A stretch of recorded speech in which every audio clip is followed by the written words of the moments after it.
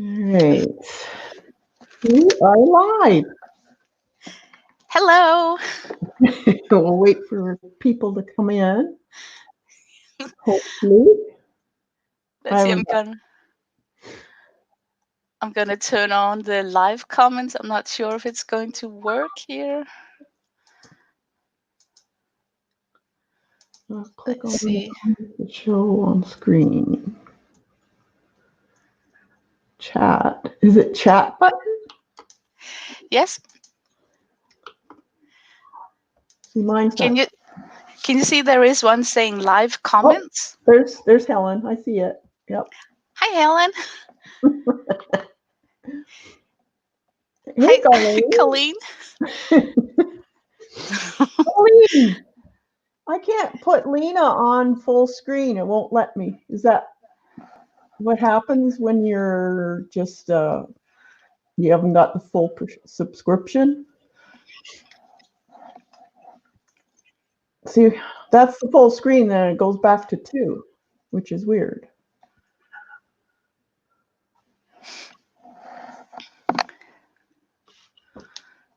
I don't know why. Yeah. But this is okay, isn't it? Like you can still see a lot of the table, but put your camera back, I guess. So I'll switch mine out a little bit more. Hi, Joe and Kimberly and Gina and Eileen. And let's see, Joan? Yes. There. It's a little better. Hi, Gina. Hey, guys. Click on the big and little screen. That's what it does.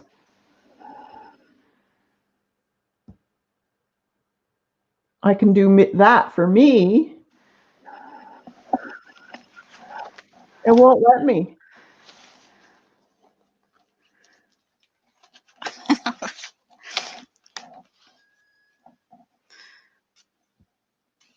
Yeah, won't let me. I don't know. Maybe it's changed since I was on the last time. It's got a little person and then a screen beside it.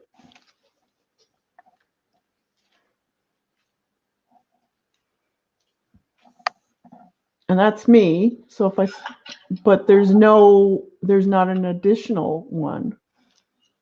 There's me. That's me. This is the 2 screens. And there's the 2 small screens. And then there's a big person and 2 little people. And then there's a big person and a screen. And it does nothing when I click on it. And then 2 little people and a screen does that. And then a big screen doesn't do anything.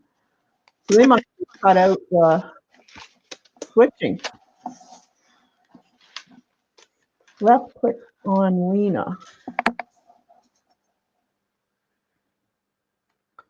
On what? And then nothing happened. Yeah. On her. No.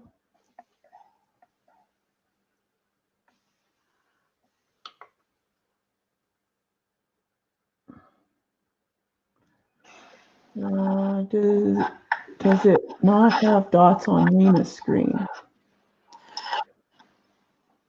I think she means you have to put the cursor on my screen and then left click, and then you should get an option saying solo. Could it be the screen underneath where you says you're invited, you're in the show? Could it be that one? If I put the cursor over Lina's, it says remove from stream.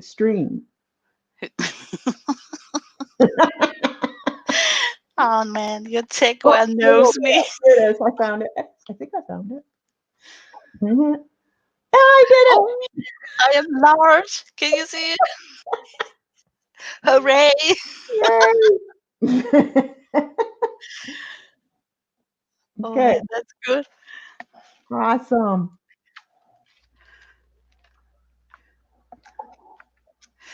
I'm Right. flipping.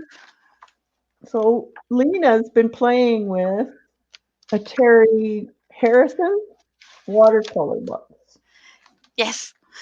On Kathy's recommendation, I bought 3 of his books, and I actually like his style of painting. I bought the Watercolor Secrets, where he introduced his brush sets. So of course I also had to get his brushes. That's how it works, right? And then I got the Painting Watercolor Sea and Sky the easy way. And then the last one is Brush with Watercolor. And all of those books are with, of course, techniques, but it's not like faces and portraits. It's like nature and not so intricate, detailed. So you're not afraid to jump in. Like take this one for example. You could have done a lot more detailed with with the roses and the bushes, but it seems like he's stippling a lot, and that appeals to me, that you actually create these things by dotting in paint and not sit and do a very detailed pen work. So at first sight, when you're flipping through this book, you're going like, oh, I can't do this, this is too intricate, this is too much. But when you start working and you use his methods, you realize that it's actually not that huge a task to finish off his examples. And Yeah, you can sure. make it, oh, and you can make it as detailed as you want to.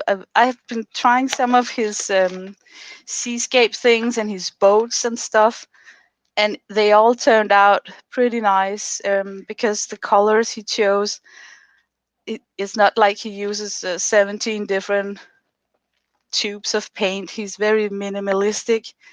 So Yeah. the error margin is smaller when you're not using so many colors. So I Mhm. like that a lot. He's a frisket guy. He likes masking fluid. You have to just do it. I mean, a lot of people don't like it, but I've tried to use the masking fluid on the arches paper, and I kind of scruff it up from the surface. On Hahnemuller paper, I do the same thing. I destroy the paper when lifting off the masking fluid. So my findings is that the rough Paul Rubens watercolor wet media pad, and it's not like super expensive. It's got this like rubbery surface, so you don't destroy when you take off your frisket. You can even erase it off with an eraser. I Have mean, you tried, maybe it's you're using your heat gun? Because I know if you use a heat gun on it, it'll bake it into the paper. oh, I never use heat gun No? on the never on frisket, and not with his style, because he's the kind of style where you let it dry in layers, a lot of drying times between layers to let the Mhm. pigments settle in and do the work for you. Mhm. So you would totally kill it if you went over this with a heat gun. Yeah. So, but I'm thinking maybe it's my masking fluid that's maybe be a little bit too hard. I used the one from Schminke, and it's called Rubberknepp in German. So I got a full bottle of Rubberknepp. And but I find that the Paul Rubens paper pad is sturdy enough to take the abuse. So Yeah, it could be your Frisca is too old too. yeah, it could be. Yeah. Plus, I hate when product comes in big jars with a lot of Yeah. air, because it will dry out. Yeah. I once had the blue tiny tube of frisket also from Schminke, and that dried out. So even inside that squeezed bottle, it can dry out. I'm thinking about using that rubber cement and trying it. Oh, yeah. 'Cause, I know quite a few artists that use it and they like it. and that stuff doesn't go bad. Oh, I should try it out Yeah. because sometimes I use my China marker, Hmm. because then I don't have to peel off anything. Yeah. But I cannot hit it correctly. Like the tip is blunt, so Yeah. I cannot hit exactly where I want to hit things. So yeah.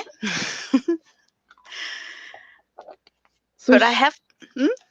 no, I was just gonna say you should show some of your paintings you've already done. Yep, I have some done in my sketchbook, but the ones that I'm most in love with is done on single sheets of paper, Hmm. and it's from the boats. Let's get the real page. I'm pretty sure it was this book, but we all know how it is. Okay, I love things like this. Yeah.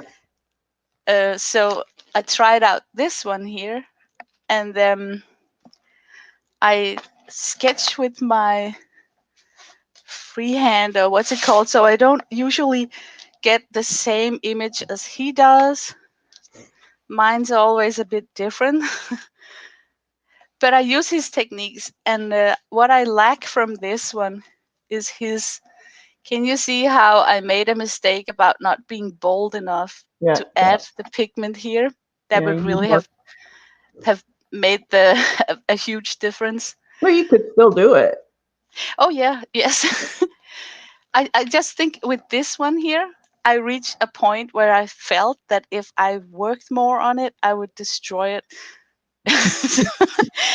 So it's so strange to watch it knowing that there are two things that needs to be fixed on this one.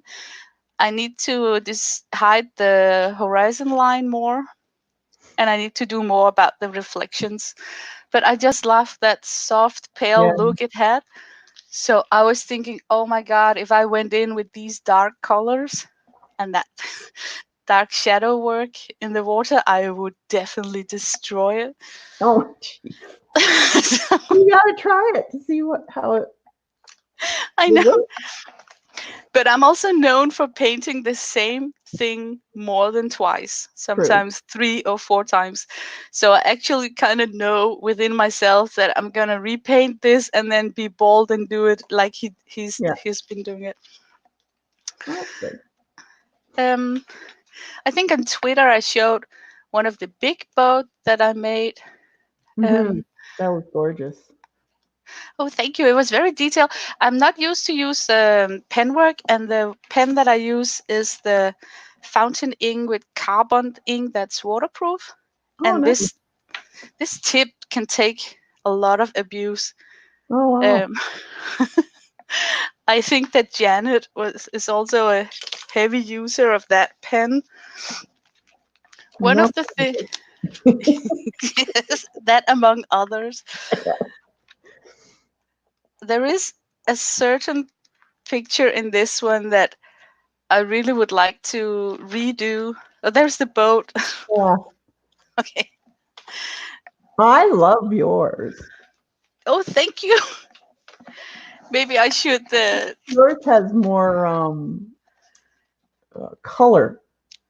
Yeah, it's a little bit more saturated in color, Yeah, I like it better. but because I freehand sketch, mine got too much. I mean, it shouldn't be curving up like that. I Yeah, don't know if you can see it. I like it. It's more And I want to tell you something. You know, when you're sketching, you're looking for shapes. So your brain don't really know exactly what you're sketching. hmm. But I realized you really have to check out what you're sketching before you start, because look at this post here. Can you see how it looks like it's ending in the middle of the boat? And then suddenly it's continuing down here. Oh, okay. So when I sketched it, I sketched this shape, a a a stick. Oh, well, I would have never noticed that, Lena. But Until you said it. but you can see it's going through that top light here. There's Yeah. a life vest up here, and it's actually passing through there. So suddenly I realized when I was finished sketching that, oh shoot, but then I had to think logically that doesn't it look weird with a post in the rear end of the boat? Isn't it normally like placed center? Yeah. Yeah. Yeah. So so you have to be a little bit awake when Yeah. you're just sketching shapes. Well, if you're doing a really detailed painting that you're going to sell, but if it's just for you, Oh yeah. no. But if you are going to sell something, you have to do a study before you do it. Definitely. Yes, because there are things with this that I pondered about afterwards, which is this anchor or steering thing. I think it should be more to the left. Hmm. So there were some things where I was done. I closed the book. The next day I look at it, and then I'm thinking, oh my god, if I had sketched this with a more brain involved instead of just looking at shapes, I would have moved this one here. So that's the sad part when you really look at something you draw and you only see the errors instead of the things that you succeeded with. Yeah. But Well, it'd only be a sailor that would notice that.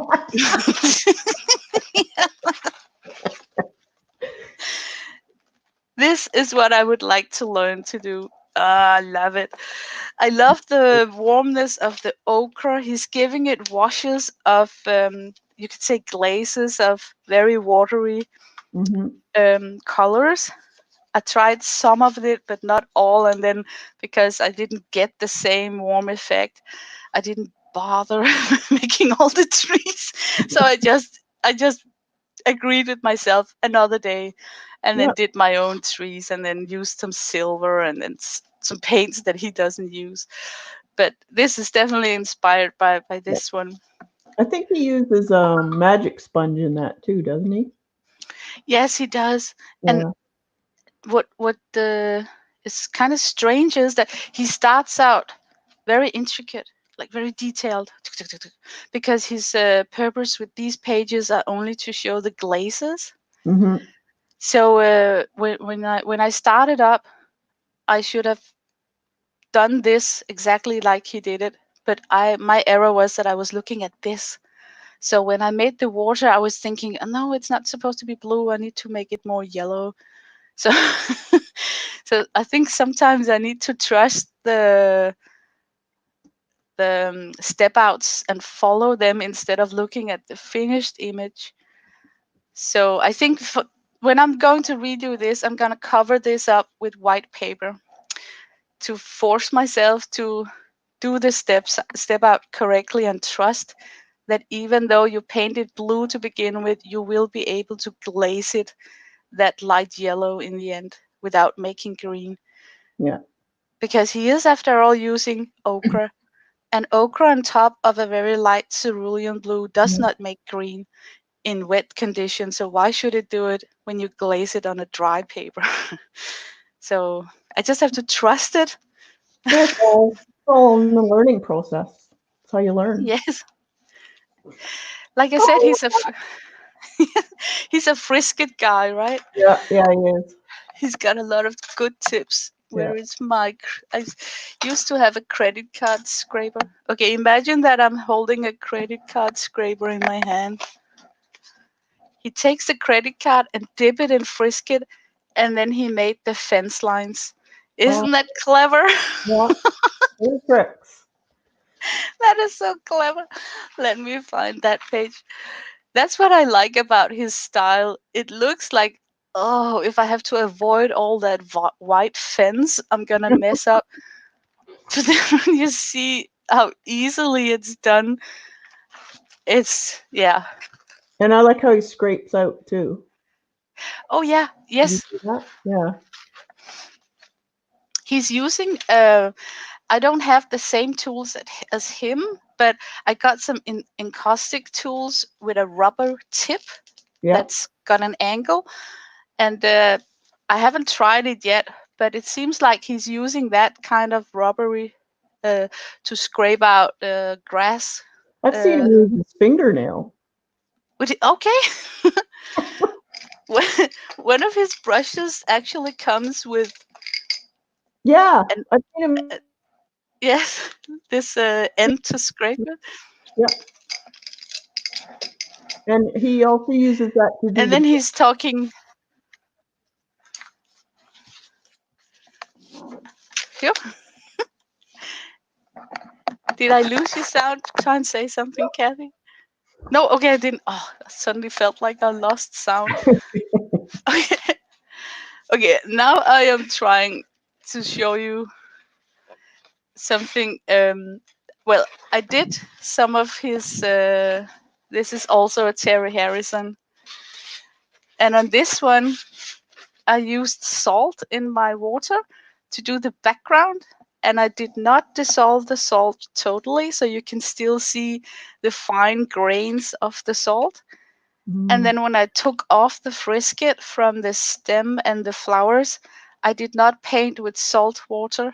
I just used a regular watercolor on top of it, and I really like this texture because, of course, he's making like a stunning painting out of this very simple flower, but Mm-hmm. I wasn't able to get that loose effect. So so mine needed something else to lift it off. So I did the border and then a strange background. So, but yeah, Yeah, you can I like still it. you can still work with it. This is also inspired from some of his where I'm using the fountain pen to draw out some of the boats. Mm-hmm. I'm not sure that I am comfortable using pen work in in paintings yet. But what I took was just two simple pictures from his boat and then put it inside one drawing. Oh, good. So, and then here I'm also experimenting with the salt water Yeah. and the whole. Okay, we have to go way back. Okay, do you have like 5 minutes for Go, this? go, go. That's fine. Okay, okay. Salty Lina, I have to explain. No. It all started like I wanted to see how can I soften up my water here in the city that I live, because we got like really extreme hard water from our taps. Mm-hmm. So I looked into using salt while I in my rinsing jars because I know that that should soften up the water. Mm-hmm. So for a couple of months ago, I started really having fun painting with totally dissolved salt in my jars. And it's totally dissolved. You cannot see that there is any salt in this. How much did you put in?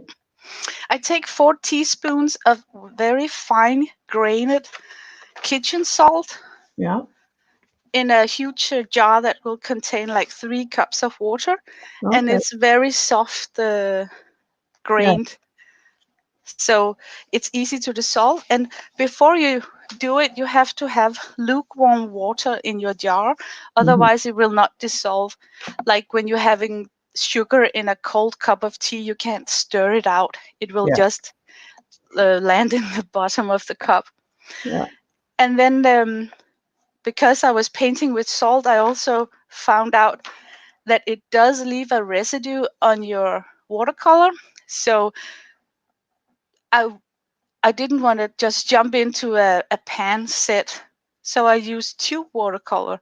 So whenever I squeeze out some paint, I know that I can just forget it if I ruin it.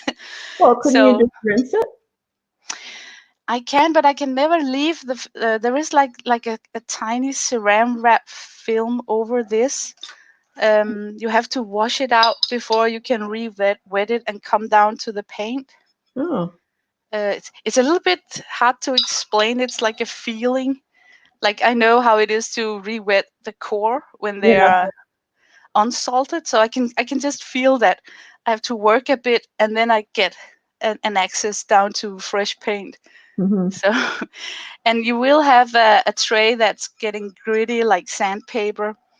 So if you're going to try to paint with salt, I would recommend isolate your paint into something that, so you don't like dip into your regular Yeah.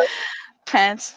Okay, and then I went crazy, right? Because you can actually make batteries if you take like a potato and put it into Yeah. salt water. So I was, Lena was thinking, Oh, and I love red, right? oh, Lena, Lena was thinking, what if you used the iron oxide paint in salt? Will there be in, what I was thinking in my head was, imagine if there was a component that were like magnetic. So with the salt water, you would remagnetify the the pigments mineral. so they will cling together in a different way. Because I was really thinking so. And since and since I don't use like pans, I had to use tubes. I took all the tubes that I knew had iron oxide in it, and we are talking about family of yellow ochre, a red like burnt sienna, and Yeah. then of course the umber family of brown and raw umber, and then I had two specialties, one from Daniel Smith, the, if I can pronounce it, hematite hematite genuine. Yeah. I looked up that pigment, and I looked up the pigment Piemonte genuine, and I saw that they also had iron oxide based pigments in it.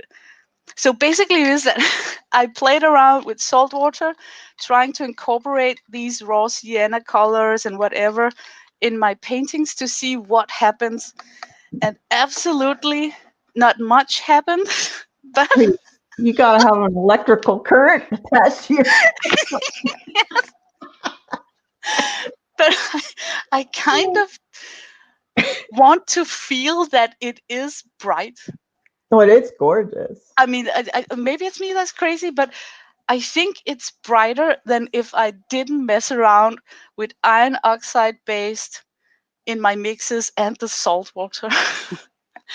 So I had to try it one more time. And when I experiment, I always do it on the same paper, Hmm. drawing the same thing, because otherwise, how can I explain it? If you want to test something out and you like to paint a fruit basket like apples, Yep. and you make sure to use a paper that you know well and paint an apple, because that's the way you can see the difference. And so the next couple of drawings I'm going to show is having the same facial structure, because that's just the image that I was working with to make it easier for myself. Yeah. So here I got crazy with my theory about the brown sienna iron oxide paint with a ton of diluted salt water. And I really am putting in a lot of pigments to get some reactions. And then I also was crazy and used salt water with the magicals, Oh, because cool. magicals are, water soluble too. Yeah. I can't really. I think the salt soften up the water so much, so you don't really get feathering out like we used to with, Oh, just so it's like you have to force and push it with a brush, and then you already have kind of ruined it, in my opinion. Like here, I had to stipple it out, hmm. and that was not intended, because I was going for this. This is the magical on its own. Yeah. Yeah. So, but So it's we're testing out things, and everything here is things that I could imagine I could use. We got some gesso, some paste, stencil work, foil. I want to see if it leaves a residue, because I know it leaves a residue on my paint when it dries up. So it's hmm. interesting to see with all the different things that I could imagine I would throw on a drawing. And I can't really see a sheen or something that would disturb the So it's brightness of not the pigment. okay. So it's not cloudy or anything. Not cloudy at all. And I try to tell myself, but I don't know if it's true, but I think the red in the umber and the burnt sienna and the red family of the iron oxide Mhm. is flaming, like burning, like it's more alive, but it could be the mix of the magenta giving me a fake impression of that. but but I kind of feel that it's different. Oh, Something happened. it is different, definitely. I've seen another artist who use the salt and the alcohol. Oh yeah, Hmm. And it does make your paints travel. it does. Yeah. So this is a mixture of magicals once again, salt, and liquid watercolor with the salt water. Mm. And it's very brownish because I had to use a lot from the raw sienna family. Yeah. Um, it's You got the magicals in that one yeah. too? Oh yeah, yeah, Yeah. yes. Gorgeous. So, but what was the? Okay, I think here what I did was I did a lot of stencil work before, and then painted her in. Where here the stencil work is actually done after I Oh. painted the circle. So I here it's like you normally would maybe do it, like first stencil, Hmm. and I used acrylic gesso, which got like this plastic ingredient in it. Yeah. So I was really thinking about should I have coated it with clear gesso before I used water soluble mediums on it, but I didn't. No, I But like. I'm still thinking if I should have done that, because I really dislike, I don't know, a lot of people like it, but I really dislike how some of the gesso paste get this very chalky look. um, It's distressed looking. yeah, but I think I should try the chalk paste that's tinted in color to get rid of that. But it's just because I've been seeing that same thing for a month now. I Mm. need something new. But here you can actually see how salt is irritating the layering. So you get, it's not granulation, but it's like a layering. It's So like it's got, the pigments are separated? no, they just cluster together when they dried up. And there's a lot of drying time in this drawing here Hmm. because I didn't want the pigments to mix. I want the green to land on top of the pink and stay green. Hmm. So there's a lot of drying time. And then I noticed that when you dry it, because the salt capsulate some sort of a coat, Hmm. it it it makes it possible for you to build on top. We are talking small millimeters. I mean, it's very very minute, but yet it's still there, and that I think is interesting. Yeah, I like that. Oh, Yes. Colleen wants to know, did you do the face over the magicals or the face and the magicals around it? In which one? This one? Yeah. Here I had a phase where I just uh, yeah, I just painted the whole painting this ochre, and then I went on top of it with, I think there is some white gouache here to bring her out. Hmm. But definitely you got an ochre background, and then there's no magicals in this. It's all watercolor. I think the magical is concentrated around here, and Okay. the place where you see it here is just accidents. Oh, okay. But I was aiming for getting like a merge. So there's like magical deposit here, and there's magical deposit like here, and very close. What was it, here or here? One of these two places. I tried to deposit some and then dilute it to give the face a connection to the background. Because if I didn't have like these happy accidents, it didn't Yeah. look like she was a part of the background. Ah, okay. I like it. It looks So, gorgeous. and the background is massive in comparison with the size of my focal point, and Yeah, but that's your stenciling connects it all. yes, but it's a fine dance because you really have to watch out that the background don't become too aggressive and totally takes over. Well, I don't think it Um, does, Lena. so okay, so okay, and then the last one, very pastel. yada yada. The girl once more. Look how I use the same image because I'm comfortable. She's very Right. easy to make. She's actually just a silhouette. You Good. I make have this Maid's s- tail. you make this silhouette first, and then you add the eye.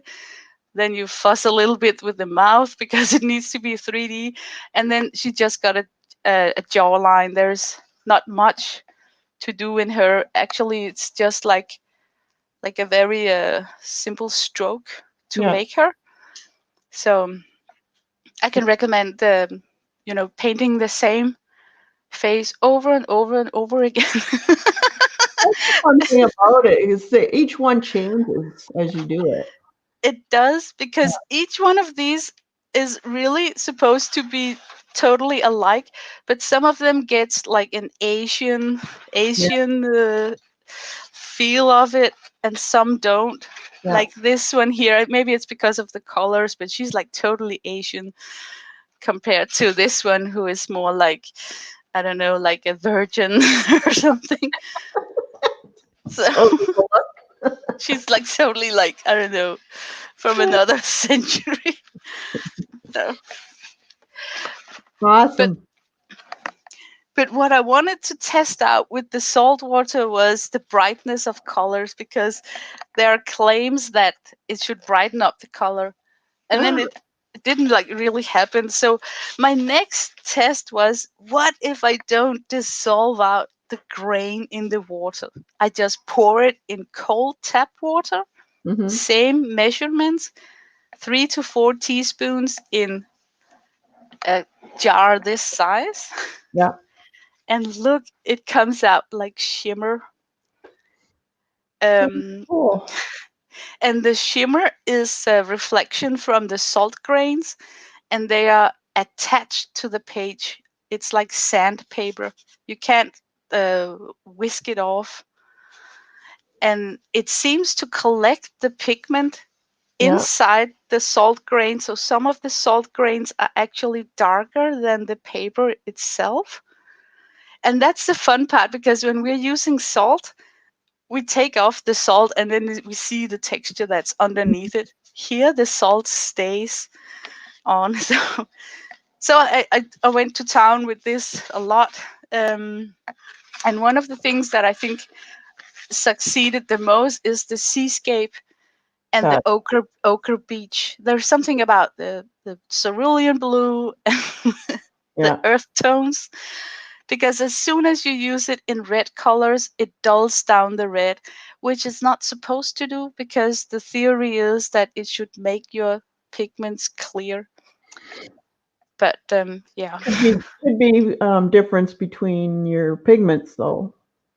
It has a Yes, different it could, reaction. because I wouldn't be surprised if I have mixed in some burnt sienna into this red to get some iron oxide color into it.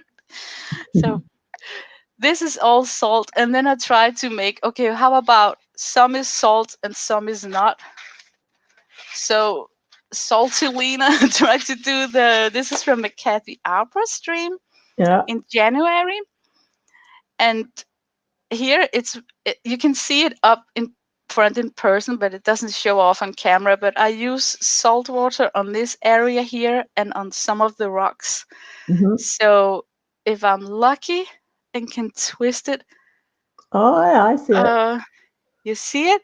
Yeah. Can you see how the rock looks like I really am a skilled painter? Like, oh my god, so detailed. Yes, yes.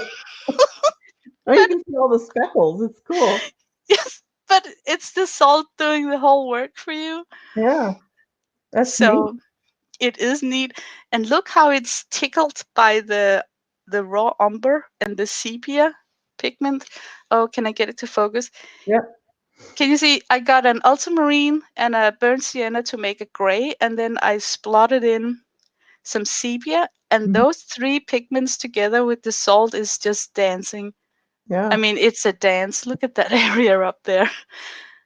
And I did nothing else but to tip it in, seriously, like wet tip, just tipping the rock, and then let it settle, and then let it dry by itself, no heat gun, Yeah. come You get back. effect without heat gun. Exactly. You come back hours later, and then while you were watching TV or whatever, it painted stuff like this. Can you see that? Mm, that's gorgeous. And Yeah, you that's did some something good I work. I would I wouldn't be able to do that with a brush intentionally. I mean, I cannot copy that. I can try, but I would never get those fine lines. Hmm. Um, so, oh yeah, maybe I should show something in size so you can see how small. What do we have that we all know the size of? A washi roll.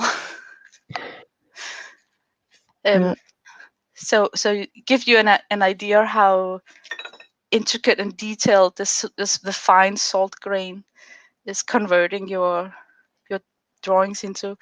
So yeah, it was fun. Little trick to do big work. Yes. That's the thing. You got to find these tricks so you, because watercolors is difficult to manipulate. So you got to find things that'll do it for you. Yes, and I think it's important also to ask questions, because otherwise it based on feelings, like how does it feel to paint with salt, it doesn't answer a lot of questions. So before you start your experiments, write down some things you want to take notice of, like how does, for instance, my study was, does it matter if you pick an iron oxide pigment contra a non-iron oxide?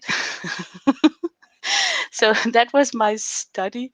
Hmm. uh, so when you have like questions you want to answer to yourself, it becomes different to paint. Then you really feel that you are investigating something, and it doesn't not it's not just based on feeling, like it feels Yeah. different. Do Or some swatch studies that way, yes. So and then you'll know what paint, which paints do what. yes, and today you can you can Google everything. I mean, I didn't even leave my room once to get the things that I was looking for. I mean, it's amazing. I didn't have to go to the library, ask friends or whatever. Everything is just online. Pigment information.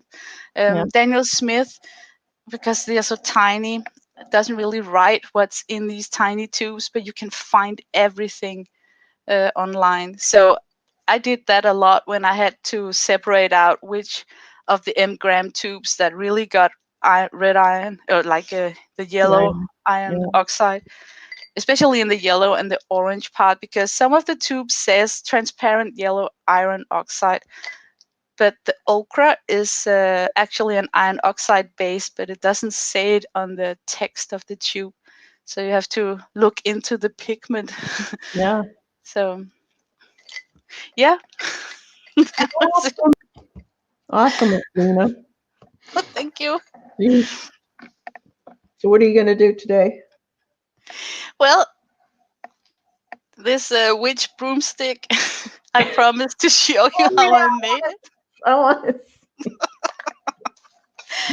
Well, I like that the Terry Harrison, he's got a funky name for it. He calls it, was it the fancy dabbler or something?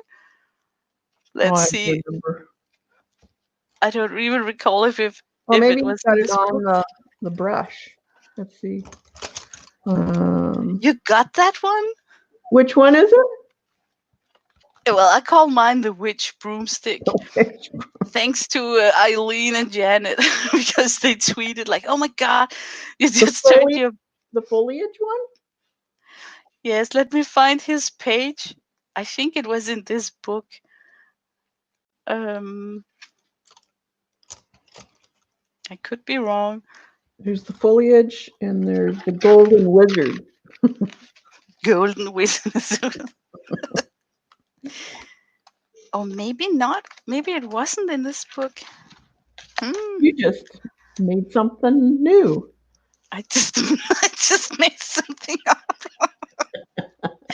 It was in your dreams, Lena. My name isn't even Lina in real life. How about that? Oh my god. Now everyone's gonna want a Lina broom. Yeah, yeah. And some will ask, can it fly? Oh. Oh man, it's important that I show you his original tool because maybe you got another twist to the broom that can be used instead of elastic bands. Hey, if it works, why not? Well, he used it for stippling in an uneven and random application of masking fluid. And he used it for pebbles in a sand beach, for instance, Yeah. where it really look realistic. I know in his videos I've seen him use sponge. I have to catch his videos. And look, he's not a fan of the Tim Holtz heat gun. He's got his own. What is that one? Daffy Duck. Oh, here we go. Oh my god, that's the name. He calls it the Funky Pouncer. How about that? The Funky Funky Pouncer. Pouncer? And then I looked at the image and I was thinking, okay, he's stippled in the white areas of this That's pebbled sand cool. beach. So I thought I need to have it because no way I got so much time in my life that I can manually stipple in this with a number 4 brush, right? So, and to me it looks like leather or elastic rubber. Probably Uh, rubber if he's using masking fluid. oh yeah, rubber, of course. Yeah. So I was thinking, hey, I can do that, and so we did.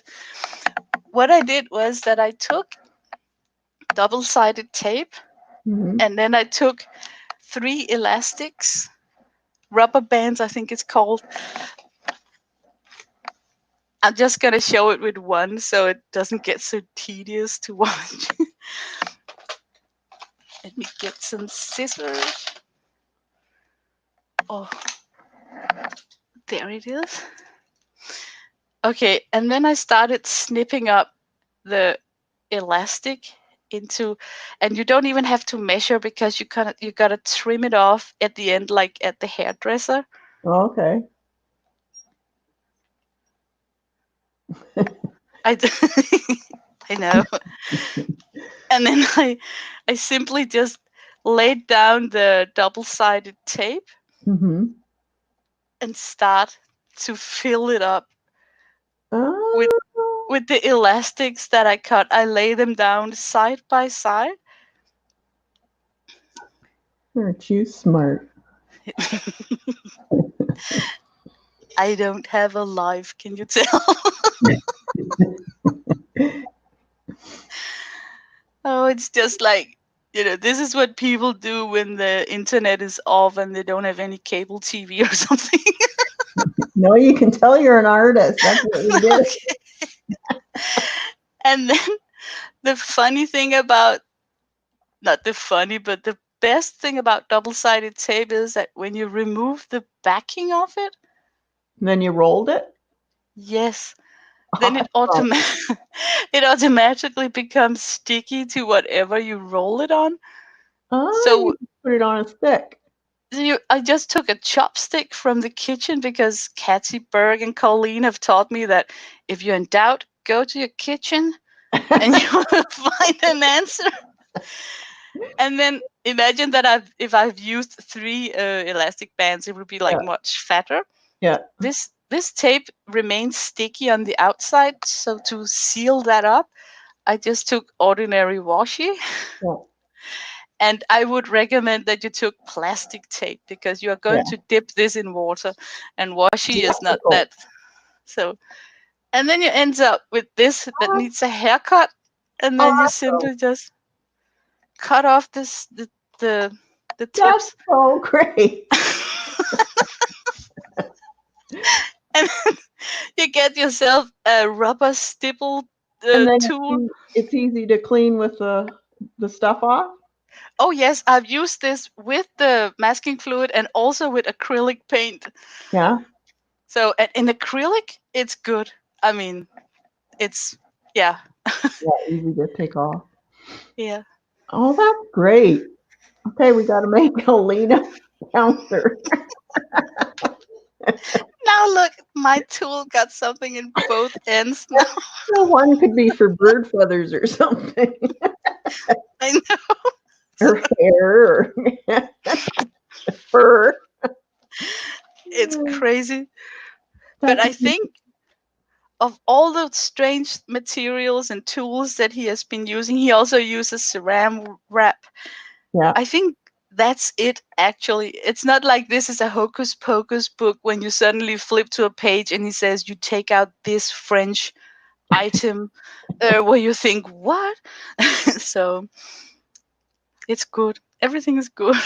But it's I like it because it's fast, but you get a really professional look. Yes, exactly. And also, you need to respect the drying time. For instance, Yeah. if you need to paint something like this, I would recommend that you first lay the middle tone of the tree and then simply let it dry. Because if you dabble a stipple in with, for instance, his Deerfoot stippler brush, Hmm. the darker value it will mix up if Yeah. the underneath layer is wet. So I quickly learned that drying time in between all the splattering layers, all the stippling layers, gives a much more realistic Hmm. look in the end. So I don't recall if he writes about it, but I attack it by doing the middle tone first, Yeah. and then remember that if light come from this way, I need the bright tone here. You Oh, got sorry, I'm a. out of frame. Bright tone here. Have you got? Can you get Artist Network? What is that? An It's TV? yeah. It's all artists' videos. I don't think I have that. I've never heard of it before. You can get it by. I think you can get it 1 month or 2 months for free, Okay. and he has a bunch of videos on that. Oh, that would be so fun to watch him live. Yeah. Artist Well, Network. they're videos, but like he's dead now, right? Oui, I'm gonna write it down. Artist Network. Yeah. Artist Network. I for sure will check it out because there's only so much you can read by yourself, but sometimes you subtract something else from what you read. Well, it's nice to watch them do it from first step to last step. Yes. So Yeah. so how is his voice? Is it like watching Bob? No, actually, he's English, Okay.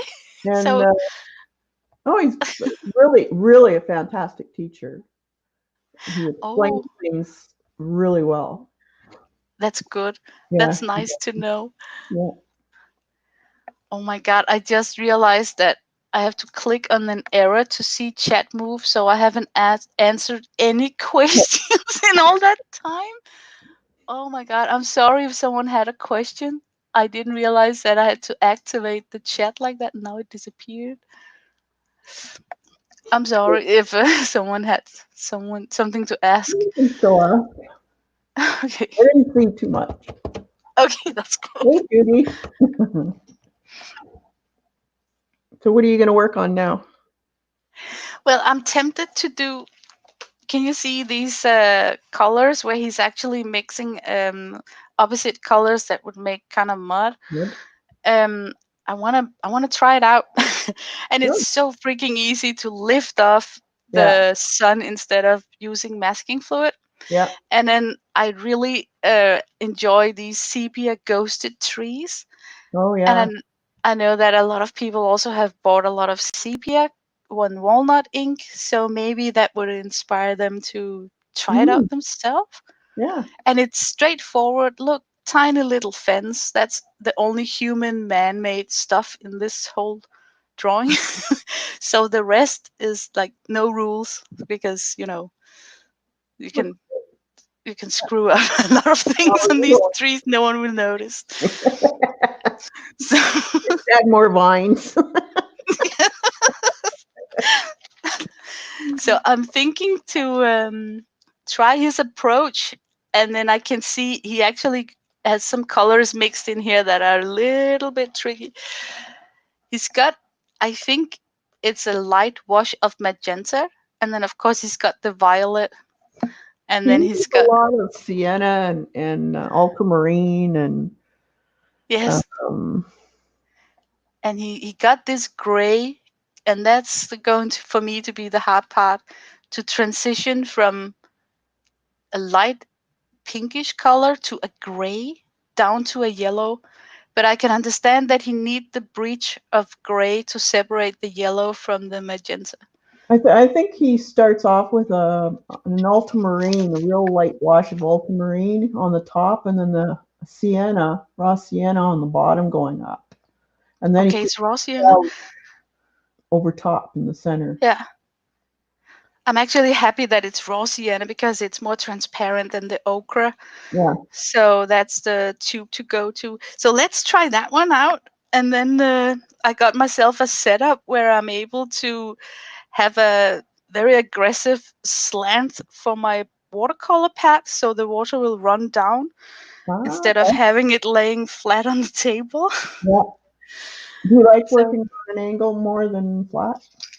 oh yeah, I use the edge of my table to tip. For instance, if I work with a watercolor pad, if you can imagine that this is my angle of the table, Mm-hmm. I lay my pad like this, hold it in this hand, and then I move it back and forth when I'm doing washes. Oh, okay. So so I keep things alive. And Awesome. if something runs and gets too crazy, I Yeah. simply tip it on the side and let it drip down on the floor. I don't take I don't take time to rush and get something to wipe it off with. I just tip it on the floor, and Yeah. then I hit this edge on the table edge like duk, and then Yeah. I get rid of water really quick. And I know it's a messy way, but I find out that if I take like a nanosecond to tear off some cloth to soak it up with, it will move in a very uncontrolled way. So Yeah. it's easier just to let it slide off with a notch on the table edge. Yeah. It's a smoother transition. It is. Yeah. But I'm I can't paint like that when I stream because how can you film that? It's impossible. Um, but today is the first time I'm having a camera on my back. I have a setup where my camera and I have to paint with an angle or what's Mm-hmm. it called? So I might get like an uneven Oh, horizon line.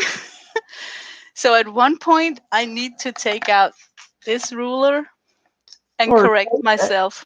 you could always But take I refuse to make pencil lines in what that. I'm doing. So I'll just take the ruler up and see, am I on or off? And then you can let your brush glide on the Yeah. plastic ruler.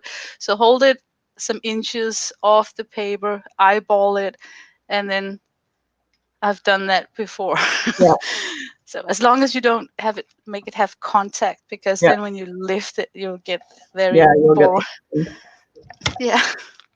Yeah. You Yes. got it all worked out.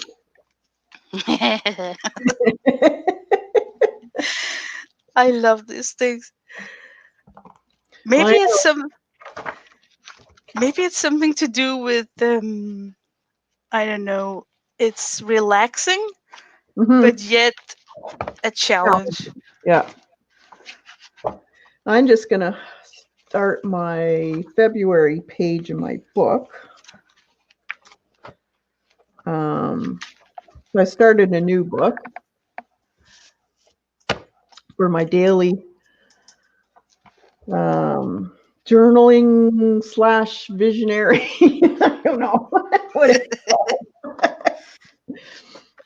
So I thought I would do, this is ink on here right now through a stencil, but I want to do a little bit of watercolor in here. So I'm going to try this Gesso and Ground by Golden. Wow. just to see what it does. I haven't tried it before. So I Me thought, either. no. Nope, never before. So we thought we'd give it a go. Has anyone else tried this stuff? I probably have to stir it up a bit because it's been sitting in my cupboard for a while. Let's see. And once again, it's these huge jar openings. I hope it won't dry up. No, it looks pretty good. It had a little bit of oil on top. But then again, it's a golden product, so Yeah, they do last a little longer. yeah. Yeah. I do like golden. Me too, but not the price. Yeah, they are expensive. True. There, If you're just playing, just get the cheap stuff. But if you're doing stuff that you're going to be hanging up on your wall, then I say, finished product, finished painting, then get the good stuff. yes. So we'll see how gritty this is going to be. I don't know. But I want a watercolor on top of it. So I thought this would be a good way of experimenting.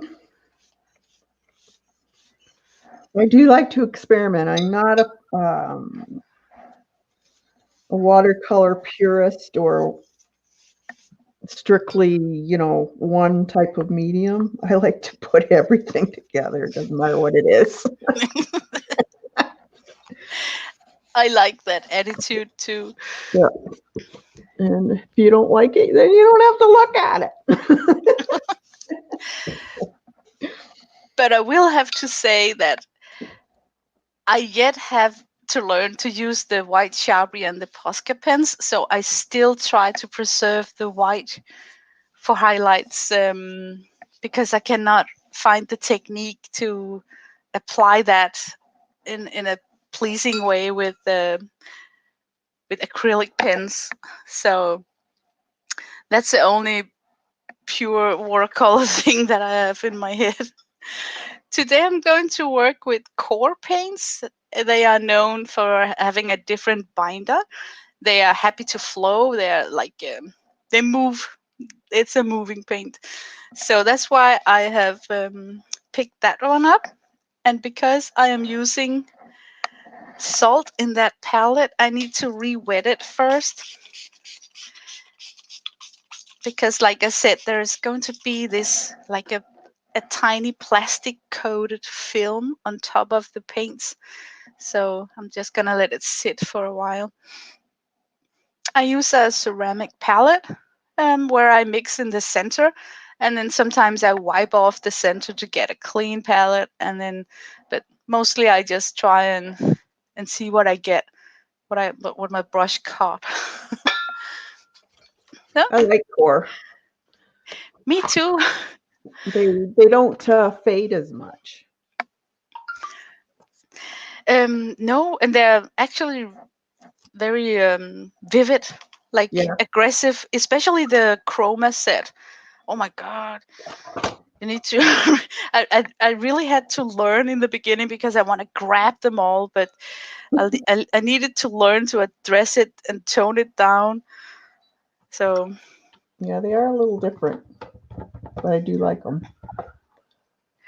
and instead of a raw sienna, I got an azo green, but it's still transparent. That's the thing with core; it is super transparent. Um, I prefer that, for especially if you're going to glaze. yeah, exactly. Mm-hmm. I'm gonna try and follow the book. I think it was a mistake to rinse my brush, by the way. I should try not to wash out the pigment into the jar, but keep it in my brush. Mm-hmm. That's it. We all got these really bad habits, like, for instance, we know, or we've been told that you have to do the figure of 8 to Oh rinse yeah, out your brush in the jar. that's I hard can to do. It is. I can never work it in naturally. I have to think, Yeah, like yeah. I do the same thing.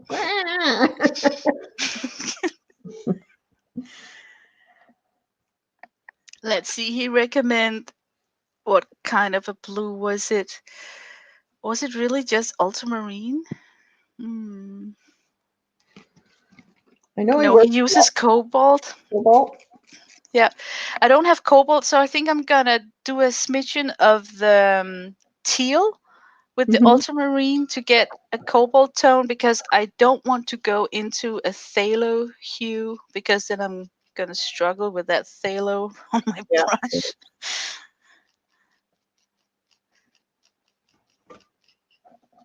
So now already we're deviating from the original, but it's good. It's all good. You got to work with what you got. Yeah. So far so good. And now he stipples in still with a very wide. This is I think a quarter, 1 inch and a quarter wide flat brush.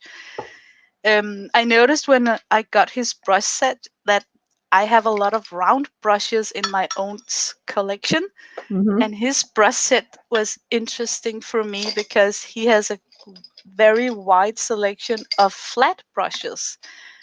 Yes, he does. So it's new to me to work with these fanned out brushes, this hairy look. It looks I asked Kathy before we went on stream, how does your brush set looks like, because I'm afraid I'm destroying mine. Is it supposed to be this hairy? But Kathy calmed me down and said, yes, you have not ruined your brushes yet. So She made them better. You want that for stippling and foliage and stuff like that. so we are trusting that. Already by now, I have lost some of the magenta because my canvas is upright. So I'm gonna clean the cobalt out of the brush anyway and keep adding that magenta until it decides to want to dance up here in the sky.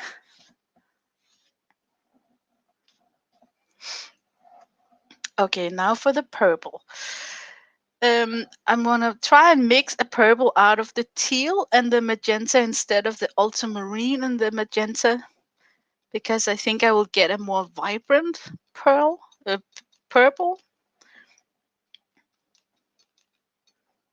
It is beautiful, yes. And it looks like he's just randomly stippling it in. Yeah. Look Oof. what that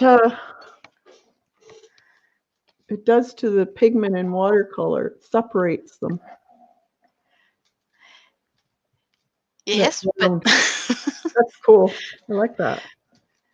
I think um, I think the reason why he wants us to use this big, fat, obnoxious brush is because you are forcing the pigment to mix on the paper and not on the palette, because it's impossible to mix it out thoroughly with this giant tool. So, and sometimes that's a good thing, sometimes that's not such a good thing. Like here, I can see that I'm not satisfied with. I had a lot of magenta on the left, no, on the right side of the brush, and then I had teal concentrated on the left side. So that's why I got these uneven bumps. So I'm going to go in with as much teal as I can on the below the clouds, hoping that it will turn out more purple. Now he goes back in and he takes out with Oh, a paper towel too. yeah. So the tops of the clouds. So you don't have to make them. He just removes paint. Okay, I'll try that. Hmm. I think I have to do it now when it's semi-moist. Yeah.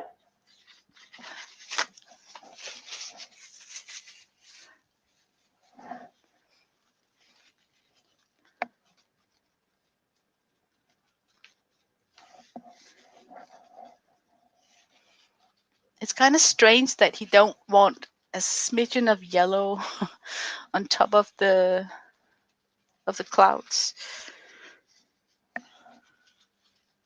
Well, you could I'm always just put them thinking, yeah, because I'm just thinking like that's where the sun would hit from above. in. That's true. Or you could do a fine line of it and then just Just wash warm it it out. up. Yeah. I think I'll try and warm it up. I will not go in with that big brush. I will use this still big, but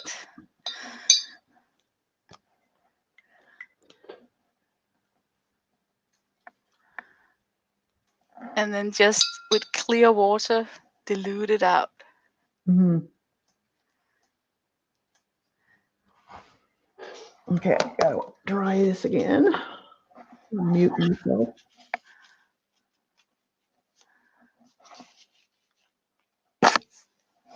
Oh, I totally lost chat. I am so bad at reading the chat today. I'm sorry. I'm totally out of sync with streaming. Let's see if there are any questions. Try working with a hake brush. I don't even know what the what the thing hake is. Is it like funky hair like this? It's a really wide brush. Ah, okay. That sounds a bit scary.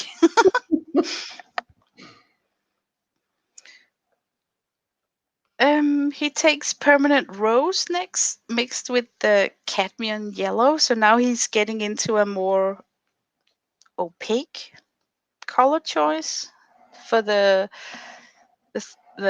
earth, the ground down here. Okay.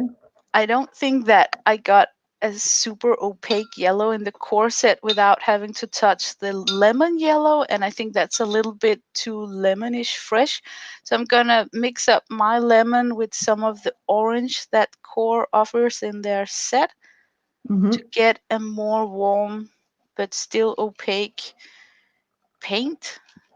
Since he suggests that. Let's see. And for the permanent rose, I got an alizarin crimson. Yeah. So I'm gonna invite it into my mix of yellow and really be careful not to get too much brown.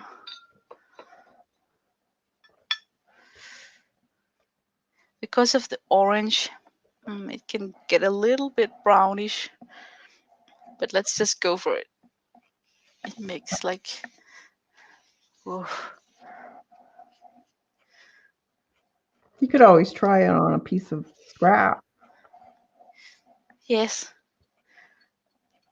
One of my mistakes, oh, I hate to use the word mistakes. I would rather say one of my bad habits is that I apply too little pigment. I forget it dries up much later. Oh, yeah. Well, a lot of people do that, though.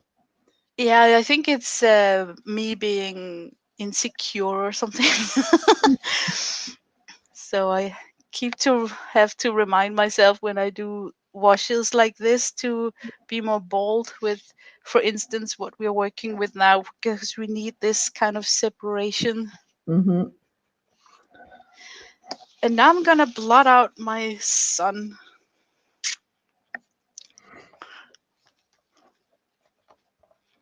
I think it's a wintry sun, cold winter. The sun is laying low in the horizon, so I'm putting it really low and not smack in the middle. Sounds good. I'm just putting some branches in the snow here. Should we talk about composition?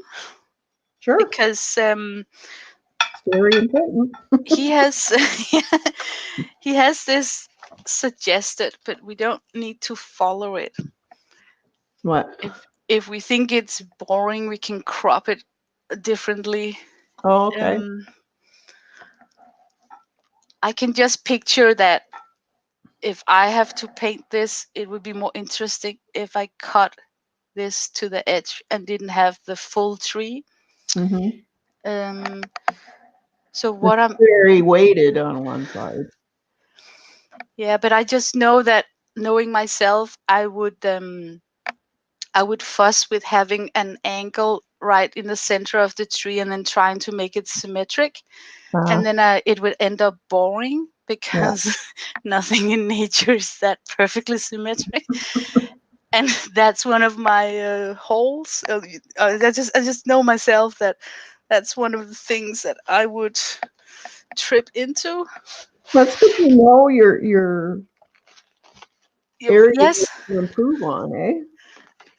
So if I was not streaming, I would lay this on a table and then take a piece of paper, try to slide it in, and see something like this, right? Where Yeah. I don't slip into that error that I keep saying error. I don't slip into that bad habit I got with that tree. Mhm. And then I have smack in the middle my now it's turning yellow, but I can gouache it over with some white. Smack in the middle, I got my sun. I'm not sure that I like that it's just white. I would like some branches to cut through my sun so something happens, because I don't want to paint the generic flying birds in the sun. So I think I would place my tree and then deliberately have some of the branches cut through my sun. Yeah, and then this tree over here, I would have issues with pushing it back visually. So I need to know that this has to be more pigmented and this has to be ghosted. Yeah. So I don't paint those two with the same saturated brush. Mhm. So that's my thinking, my thoughts right now. I love that pink right there. I want to push it in. Now it's wet, so it's kind of dangerous to push it in, but you could do it with splattering. Yeah. So I want to push in some pinks, and then how do I splatter it without getting the round splatter everywhere? Let me think. Maybe I One could. area? What if I try and stipple it in? Hmm. Is it wet? Yeah, it's not the glossy wet, but it's still very moist, so it will bloom out whatever I put in. If you do a real dry stipple, it won't bloom. Exactly. Really, a lot of pigment, less water. Mhm. So, but you never can hit the same amount of water tension that's on the paper right now with your brush. I never succeeded in doing that. I'm laying it down, because as soon as I splatter it in, I don't want it to move. I want it to stay put. Yeah, just So, put a mask around the area you don't want yep. with paper or something,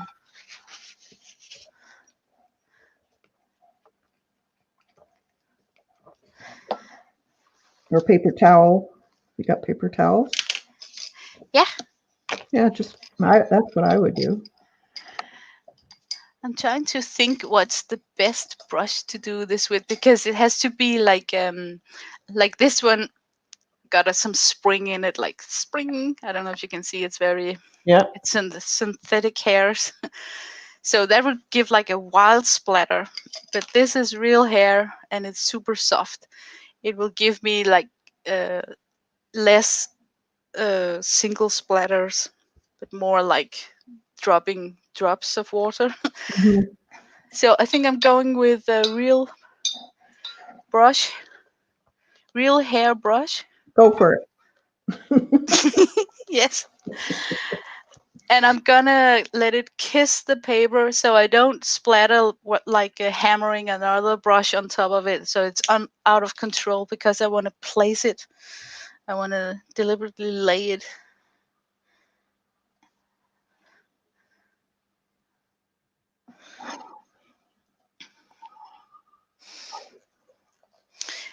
And then, of course, it's very pinkish. So I think I should follow his example and surround it with some grayish tones to make it pop. Mhm. So I don't know if the gray can be mixed with the. I used ultramarine up top in the sky, but I haven't really used any burnt sienna. So I'm trying to mix it with the orange that I used. So I'm still using the same You're trying to make limited. a what? A gray? Yes, look, if I mix the ultramarine blue that I used in the sky with the orange Yeah. from the core set, I can get this grayish. Oh, okay, yeah. But you can do the raw sienna too with the ultramarine. It makes a nice gray. Oh, that's true. But I didn't have raw sienna in this set, so I use an Oh, okay. so yellow green. So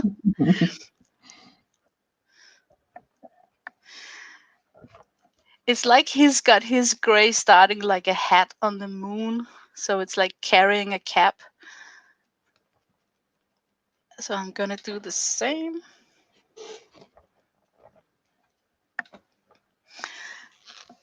And then I wanted to appear that the gray tone elsewhere so it doesn't look singled out. So I'm just gonna dab it into my clouds, a random place. Yeah, you got to add it somewhere else. Yes, otherwise it looks kind of, Connects everything. yeah.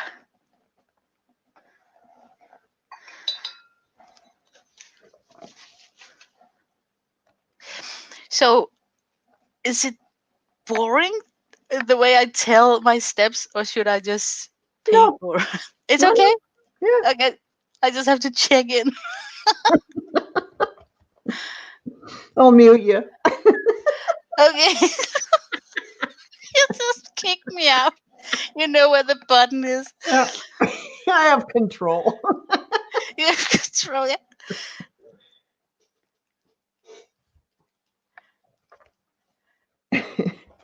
Here, And my kids.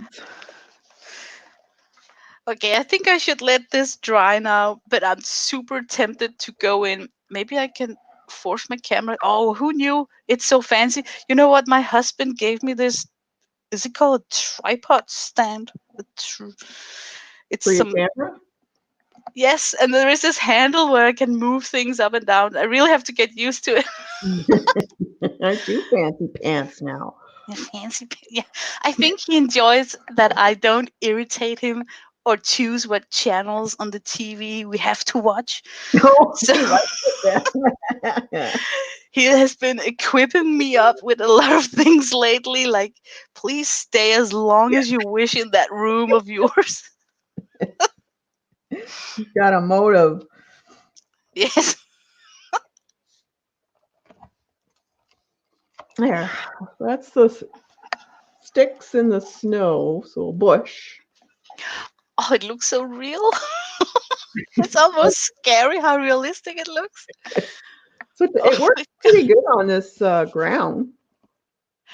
It doesn't like beat up or no. No, Yeah. Oh, it's perfect. yeah. So since it's February, I'm gonna put hearts on my little as what do you call it? Little red berries. This is a barberry bush, and they have little berries in the wintertime. Oh, that's gonna be nice. So I found these little sparkly hearts. That is very surprising, Kathy. I did not see that coming from you, like totally sequence queen. It's mixed media. It's mixed media. It's cute though. Now I gotta find my little. What was it? A little one of these so I can pick them up. It's because they're almost impossible to pick up. Yeah, you need like fingernails to do that. This little, I don't know what it. You stick it in the gel stuff, and then it picks up your. Oh yeah, like when they do diamond painting. Yeah, Yeah. yeah. See, That's I know clever. I'm crazy. Now I gotta find some glue. Let's see. Glue. A little bit of glue.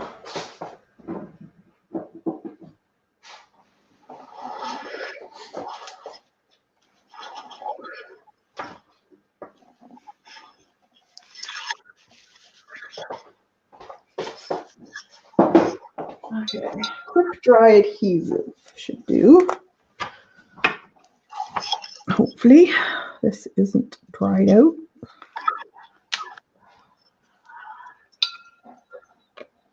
I think it's stuck. Should have a pin down here somewhere.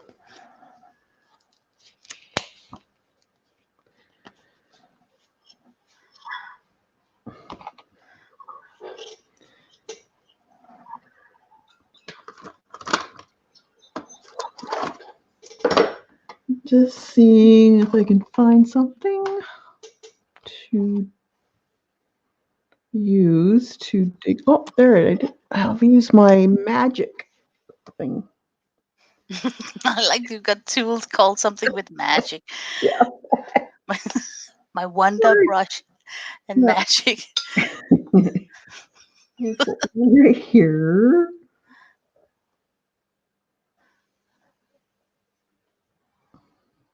Cool. That sure was quick. Help when you got the little thingamadoers to put this down on. I'd be cursing by now.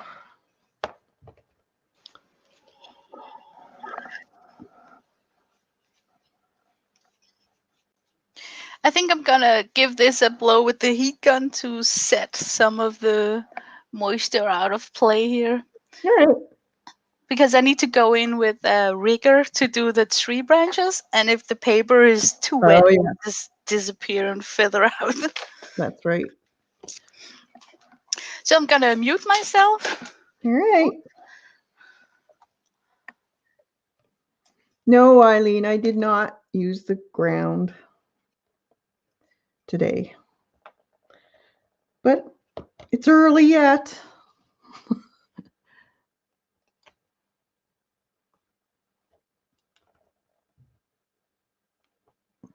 These are cute.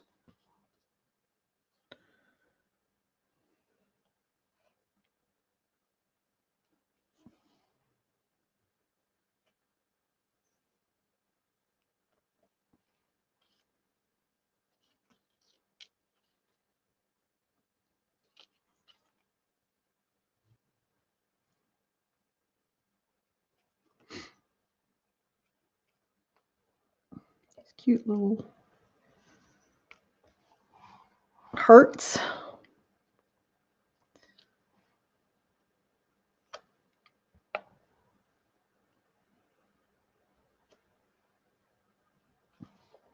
Actually, this thing here, I got it.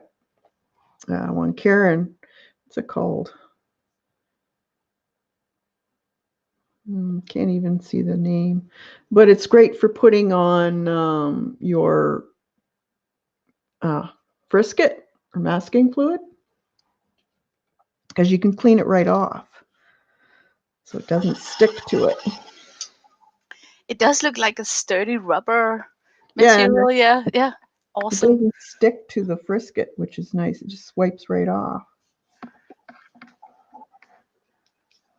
So it takes you longer to put on the sequence. I know. To detail. You know what? I saw you start the drawing, and then I look up, and then you're finished, and I'm like, "Where did that come from? Did you cut it out from a magazine?" Really spooky. It's cute. Okay, this takes like forever and 10 days to dry. So I'm just gonna do one side here that's a little bit more dry than this side here. Is that this side here. 140 pounds?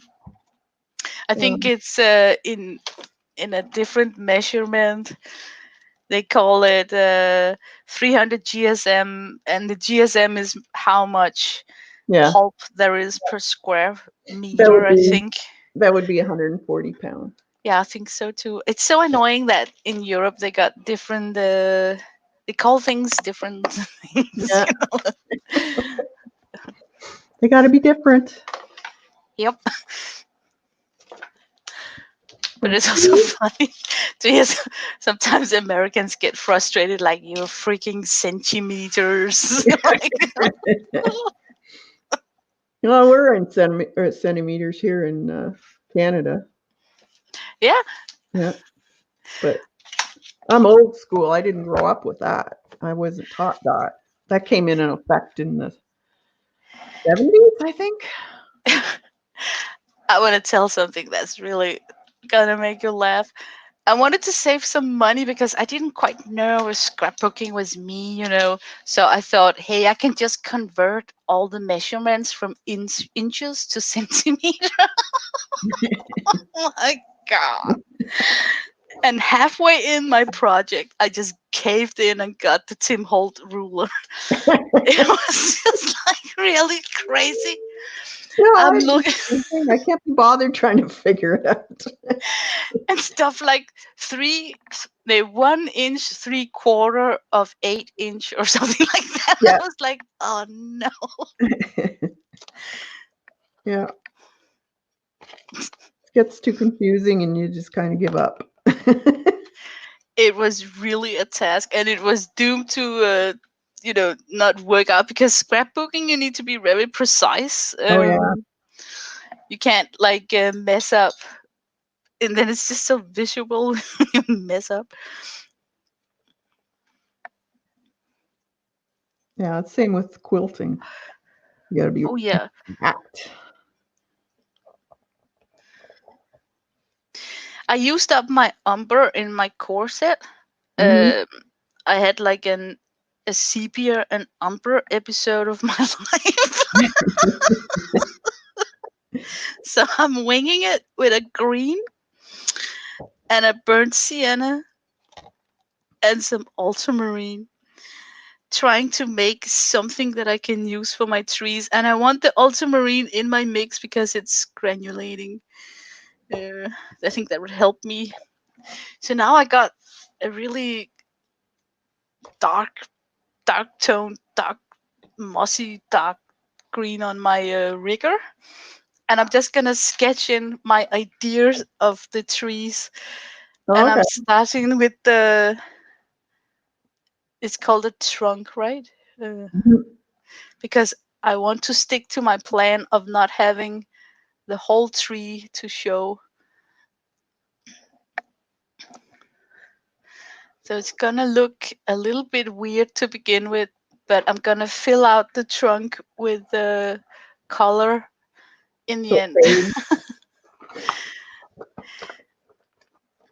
And I go in to do the front tree first because that's the one that needs most contrast.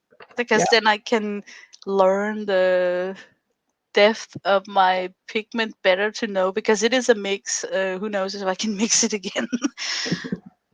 So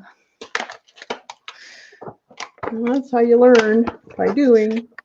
yeah, most people recommend to do the background first and then what's up front last. But I sometimes find that it's easier for me to do it reverse.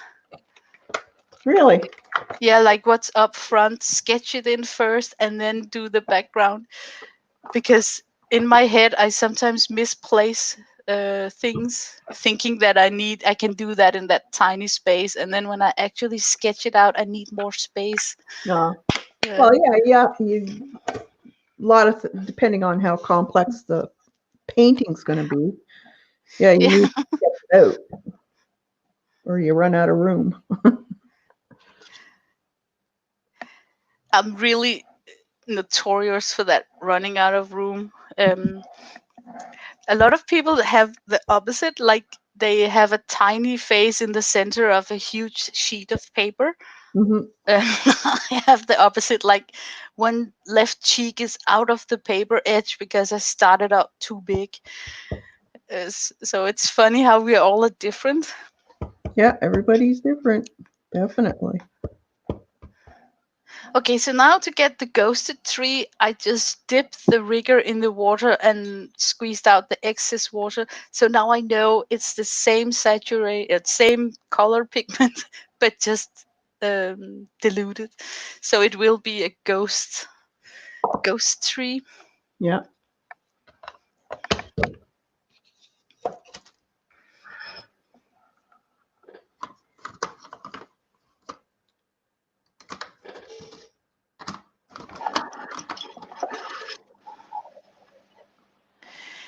And already by now,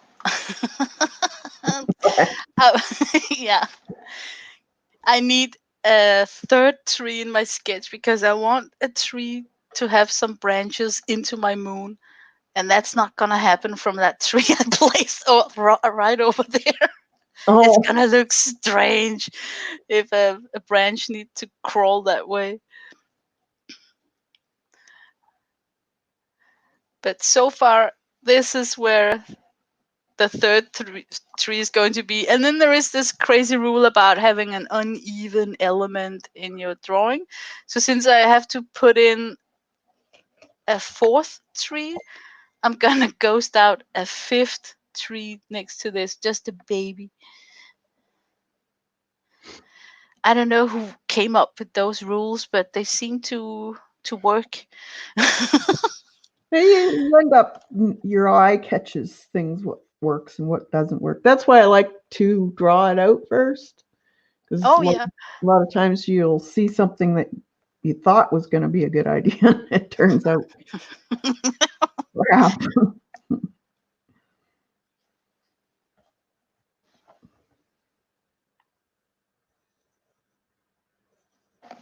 Okay, that's that tree. Okay. I think it would be a good idea to put the branch in, but I'm not gonna do it inside the white area because I need some gouache to round it off. So I'm just gonna do it out here on the side, knowing that here is a branch going to enter.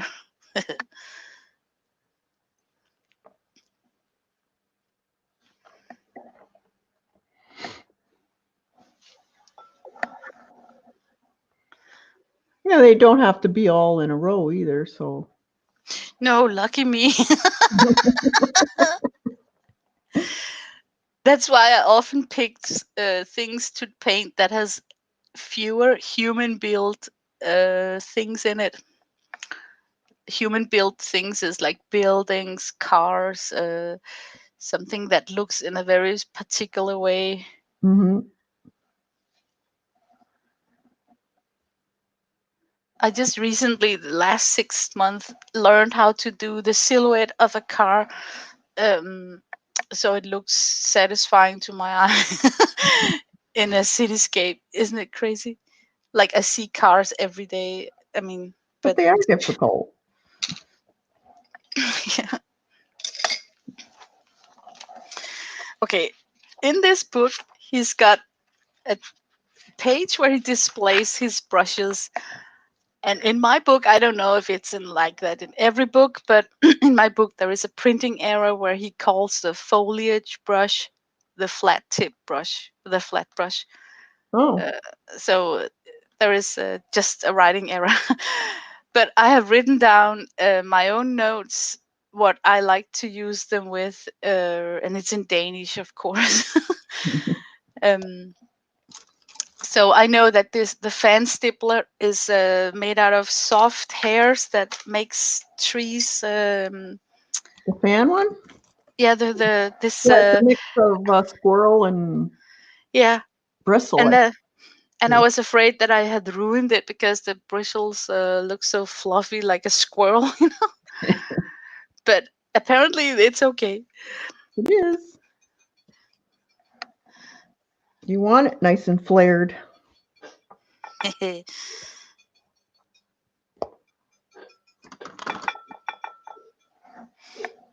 I'm going to use my clean, what are they called? The watercolor clean something. Pens. Okay. Clean brush, is it? It's okay. Yeah, clean color, real brush. I knew it was close. I still don't know what you're talking about. These they're zig brushes Oh, those, yeah. for the watercolor. I haven't tried them yet. They are nice. I like them. I think it's because I wanted the whole set if I should get it, and it's a little bit pricey at the moment. Yeah, it is. If you're going to do a lot of watercolor and a lot of detail work, they're great. I need to try them. I tried out the Winsor Newton watercolor marker because Mm-hmm. I thought that that would be the tool that I would use for detail work because it's got not a brush tip but a pointy tip. But I really did not like using it. I don't know. There's Oh, something about the. It's very strong. I mean, it's very pigmented. That's what it's called. yeah, I found it hard to control, and it's so pure in pigment that it's hard to make it look natural. When you need a palette to mix it out on first, and then I think when we are out there, when you need a palette anyway, then why not then just go in with regular watercolor. yeah. Well, when you're used to doing watercolor the traditional way, it's hard to get into that type of thing because Yeah, it's a whole new learning curve. and I'm not a marker person to begin with, Yeah, I'm not either. so I don't really have any skills to draw from there.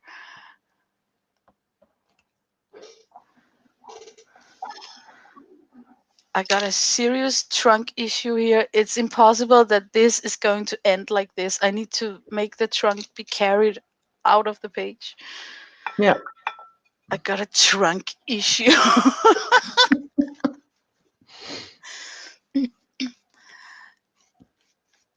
Yeah, it needs to go upwards.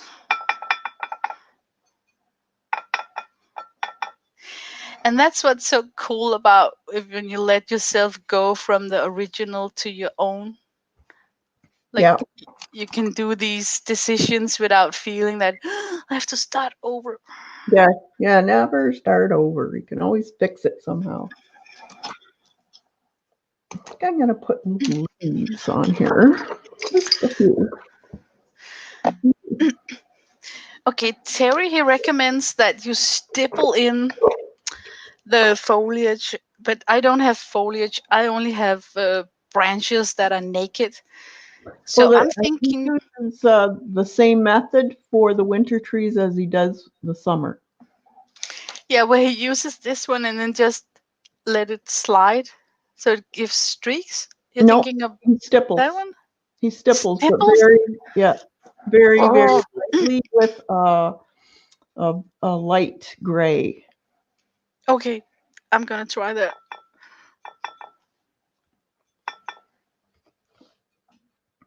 Then he must go back in with the rigger Hmm. to connect the. Yeah, Yeah. Okay, we're gonna try it. Okay, so my plan is I'm gonna punch out this area here yeah, and then make sure that I don't go too close to the trunk because I need branches to connect yeah. what I'm punching out. Let's try. Oh, it's too. It needs to be more moist.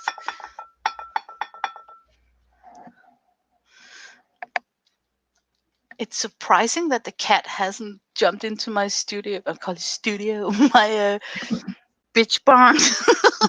Since I'm making this dish noise, like it sounds Oh like yeah, her, like another cat eating from a bowl or something. she might be here yet. But it's funny. Sometimes it's like she can sense that I'm streaming, Oh, just let which lady is talking to herself again. this is like- Maybe it's just a health signal because then it means that I don't usually sit and talk like this to myself. Yeah.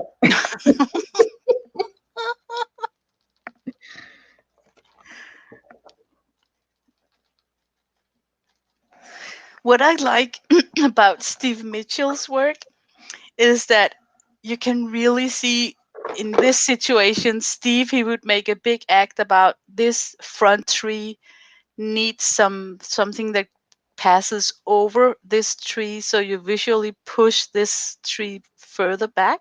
Mm-hmm. And he often do it with the light foliage that's got highlight right around here. Mm-hmm. So I'm thinking I want to try that too.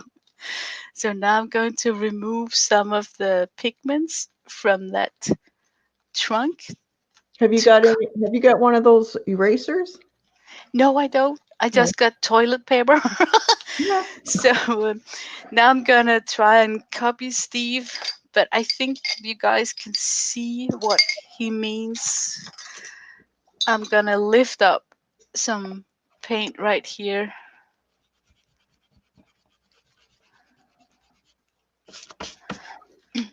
So because his tip is to remove some pigments from the trunk, so it becomes more visual that this center tree is pushed further back. Oh, yeah. Yeah. Lina blabbling. I'm gonna do the same right here, I think.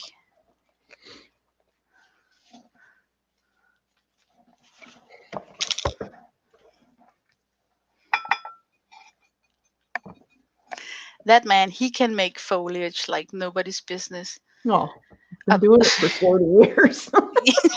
I know. But I have watched some of his things and then I try and copy it and then I keep pausing his video, watching it again and again, and I don't get it. You know, like like how did he he's just Comes with really practice. yep.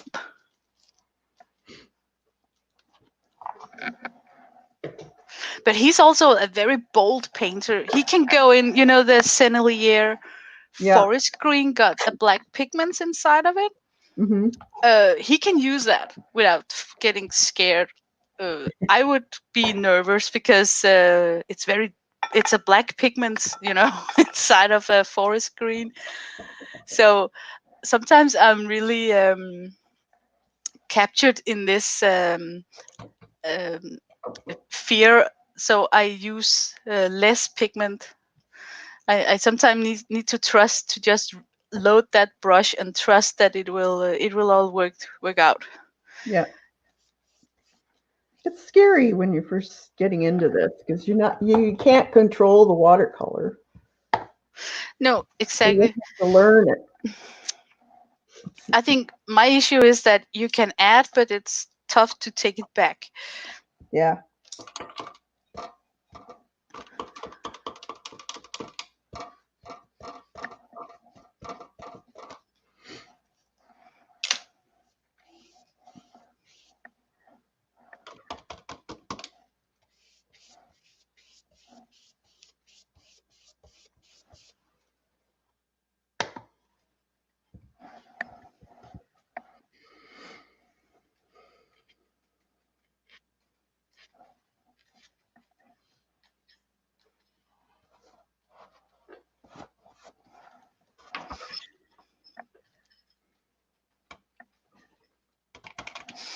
I still in my sketchbook got my first tree live nature painting.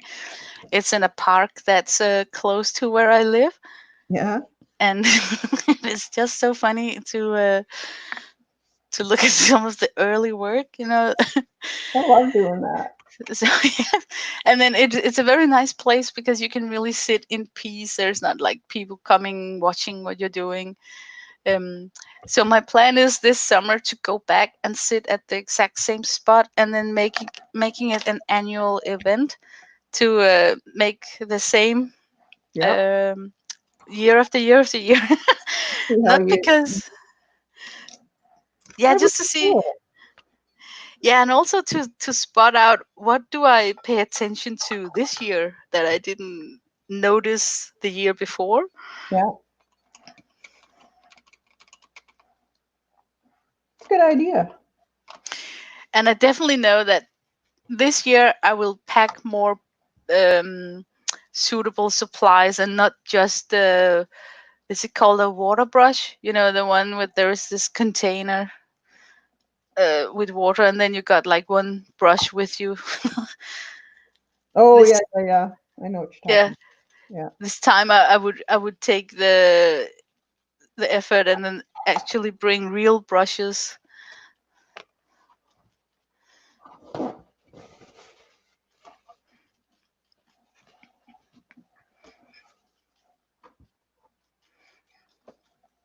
Okay, now I kind of got the set, the thing set, and I know that the light is coming from this circle up here. So now I need to work on the shadows and bring Hmm. in some contrast. And I think I'm gonna use the ultramarine blue a lot for that. Um, Try and mix it with the orange tone Yeah. to get a shadow color that's good for this.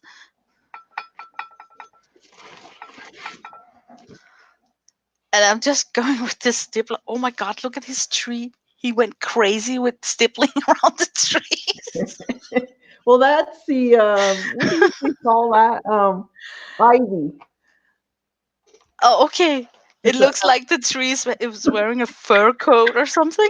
I guess they have a lot of ivy that grow up the trees there in It England. must it must be it.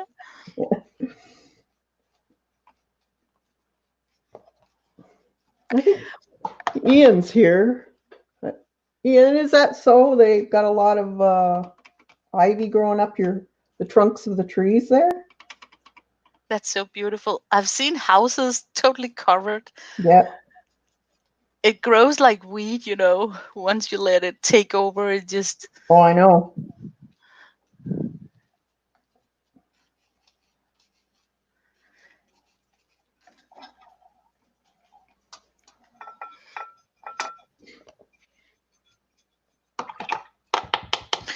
this is a very slow process, so I hope people in chat won't be disappointed if I can't finish today. Um, I promised myself that one day I should return to stream, but I kind of recall that it's a pressure having to do something finished in 2 hours. So I just decided that it's gonna take the time it's gonna take because we are so good at using Twitter.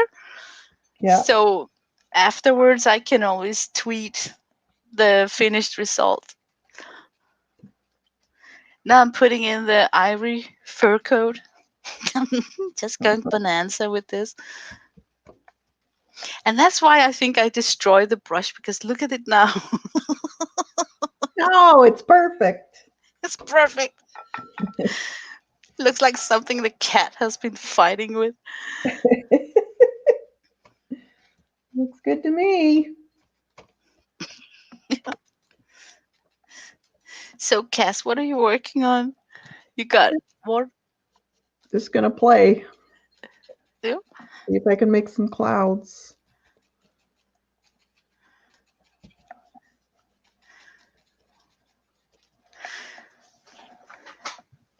I think after I started painting, I started noticing more when I'm out for taking walks and stuff. Hmm. And this summer, I got really surprised how much white there actually was in a summer sky. Um, In the like clouds. totally clean, bright white. Um, so I kind of regret not having taken more photos of those things. Yeah, you gotta take photos. Yeah, I just overlooked that whole issue of taking my own reference pictures to remember something I observed or, you know. Okay, I need to switch my brush because I want some kind of a linear, some more black. Now I'm in doubt. Mm, I'm gonna take this one. It's called a golden wizard, and I think it's such a funny name for a brush. But the thing with this brush is that it's got a very soft bristle in the tip of it, and they are not pointy in a sharp direction, so you can get a very uneven but yet controllable um, placement. Mm-hmm. Where you would think that you could place pigments more controllable with a fan brush that's slim, but I don't know why it just works better when you work on the edge of the bristles with this one. Look, I can make tiny strokes.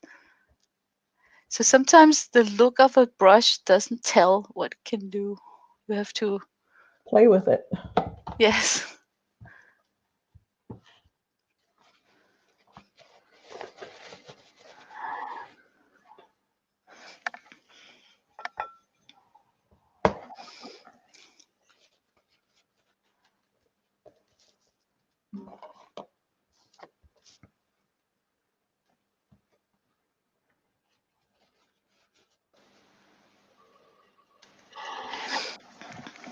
What I often do when like here, I'm looking at the book and I'm trying to understand his thoughts behind things and trying to copy those.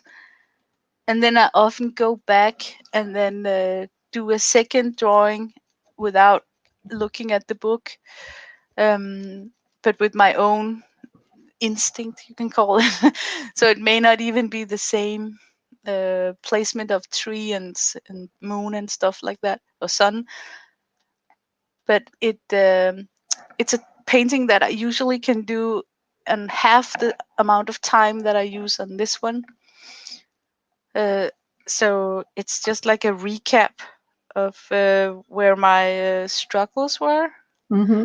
and those paintings often are the best. Yeah, Um, you get they're more, nice surprises. You kind of go, "What? I did that?"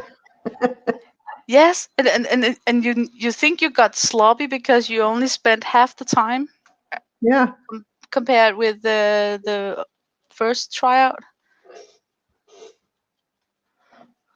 I like it when that happens. Yes.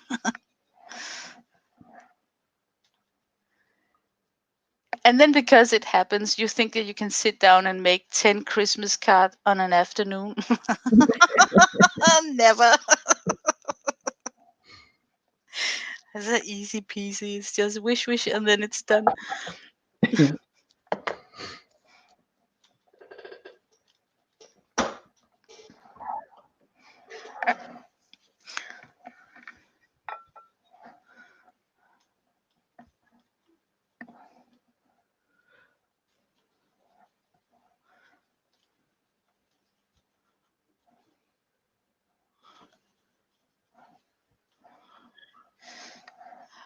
Okay, now it's time for me to put in the fence. Otherwise, imagine if I forgot it. And I think, if I know him well enough, that he will not use a brush tip and then paint it in with the tip. He will use a flat brush and stipple it directly in with the whole Probably. flat tip. So let me just check if that's how it's gonna do it. That's No, fairly small. yeah, it doesn't say how he did it, but I'm gonna try his stippling.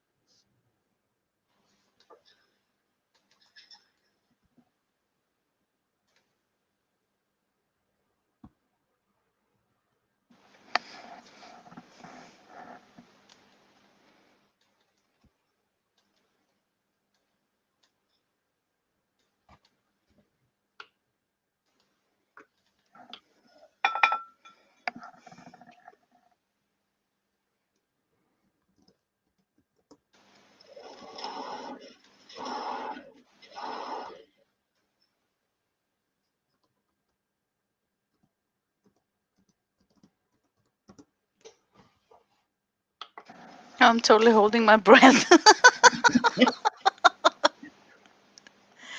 Okay, there you go. Uh, let's see. He does go crazy with the fan brush, making leaves on the ground down here.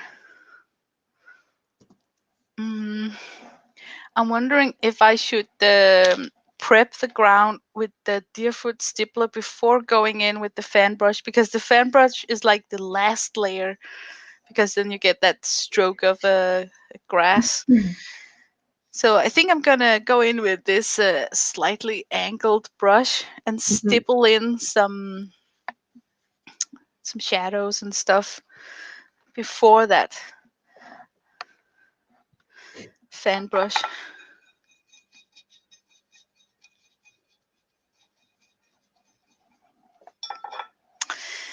And this is a good thing about using a palette where you got colors on both sides of the palette, because in the center you can swish it around and then get the perfectly Yeah. Mud, mixed the muddy kind of. colors are the best. Yes.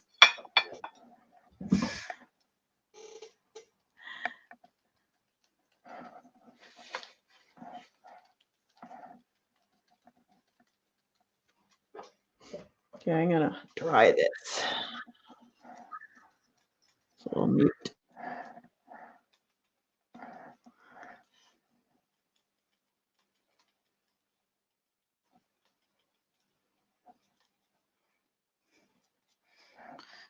So, mwahaha, now the show is mine because Kathy is muted.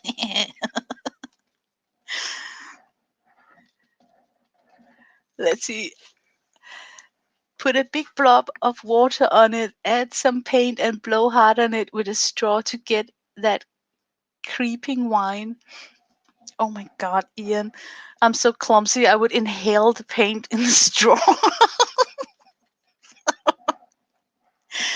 I remember Debbie Epps showing how to blow alcohol inks on Yupo, and initially thought in my head was, oh, that looks fun. I should try that. And then on second thought, no, because I would be inhaling that alcohol.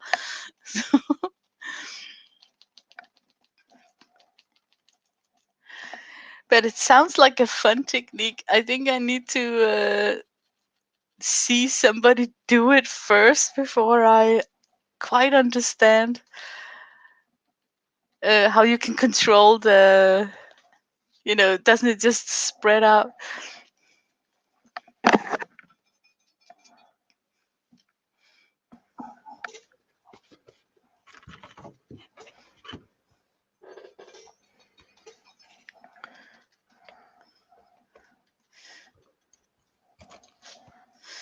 Okay, I'm not satisfied with I need some shadows over here.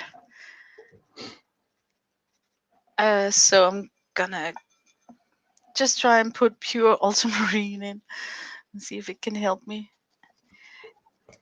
This is where I think it becomes muddy, and I need to switch to a different brush because I get the same look with this.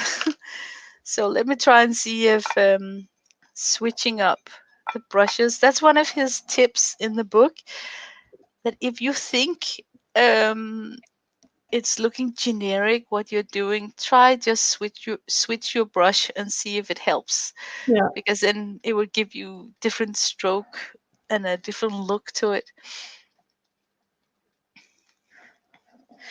Okay, I need some a little bit of raw sienna tone, which I don't have. So I'm mixing the azo green with the, I think, going a little bit towards the transparent orange to get that gold, that just some warm glow.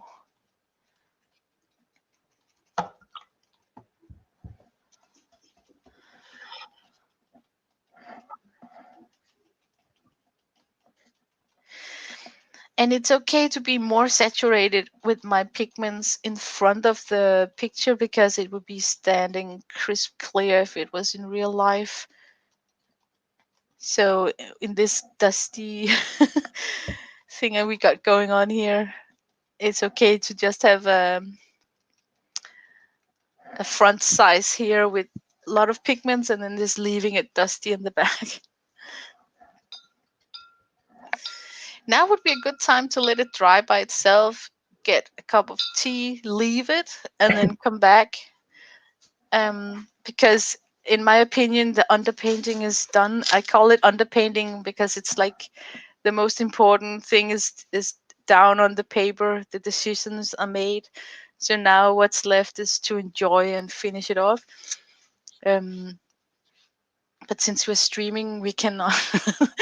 So since we're streaming, I want to show how I would solve this pea yellow sun I got going on here.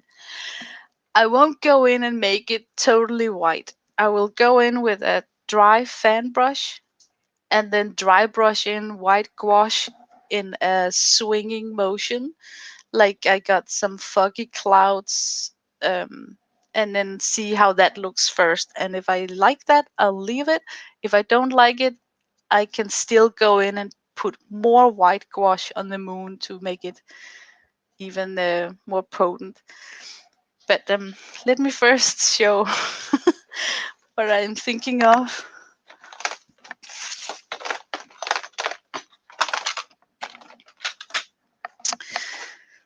Out there on YouTube right now, there are some nasty reviews from the Pibeo watercolor set, the one in the white tin. Oh, really? Yes, don't let discourage you. Pibeo is a French brand. I've used their gouache and acrylic for a long time. I have Yeah, I never love had this any product. issues.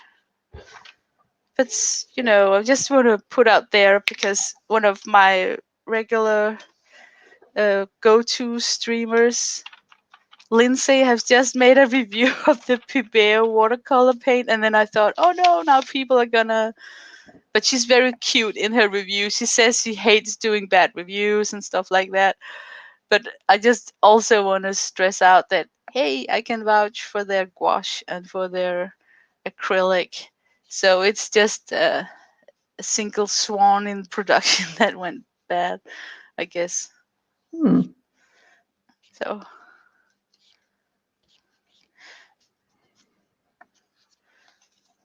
it's not. I just used the damp moist from the brush. I didn't dip it in water, so it's almost like can you say like pure gouache? Because it Yeah, will cover the most. it's nice and thick. Nice and thick. That's a word, yeah. And I'm really glad that I got this tube. It's just I don't know, cost a fraction of the price if I should get Holbein gouache. Um, Even though I know that Holbein is the thing that people likes to use, but because I got so much of it, I can just really go crazy and use it, Yeah, wash it off. use what you have. Yeah, but like you said in the beginning, when you watch teachers online and if they're like really serious following watercolor rules, they would be like, don't use a Posca pen, you know, Yeah. like so it took me a while to adapt gouache into my watercoloring for some reason, and it's not because I wanted to be like a watercolor uh I don't know, Purist. wannabe. I just thought that hey, that's what the people I like to watch not doing, so I'm not going to do it either. But then I just found out that oh, you can really fix a lot of faux pas and mistakes with the gouache. Okay, I'm gonna let it dry, and then when it's dry, I'm gonna work on this branch to cut into the sun, and it's gonna look fabulous. I wish I could paint a deer in silhouette here, like it's standing on this field. Put a silhouette. Yeah. Doesn't have to be very big. Or just like the body, the top body, so you don't see the legs and everything. So it's like Yeah, it's peeking up. it's in the grass. Yeah, I'm gonna go for it.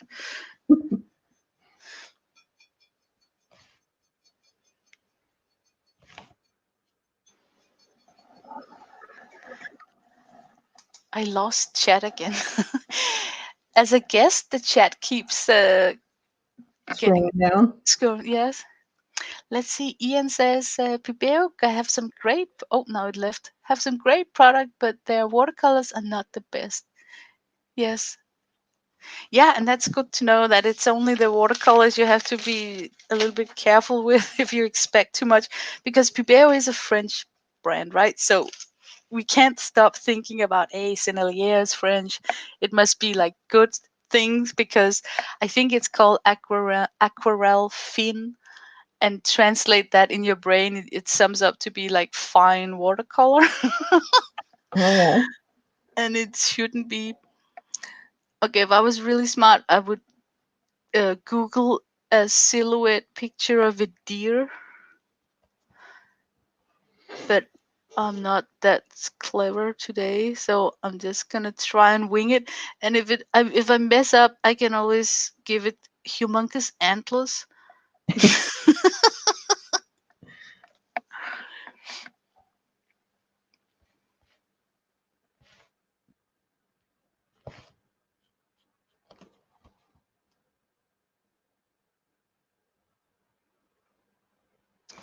But I think they got like a semi-curved body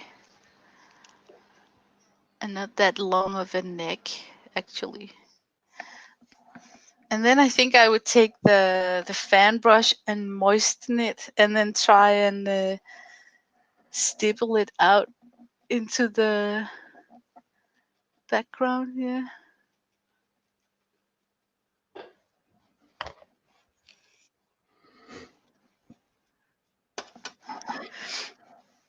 it worked okay, but I think I unfortunately need the antlers to emphasize that it's a deer. That's the worst thing. I'm not sure that I can make the antlers.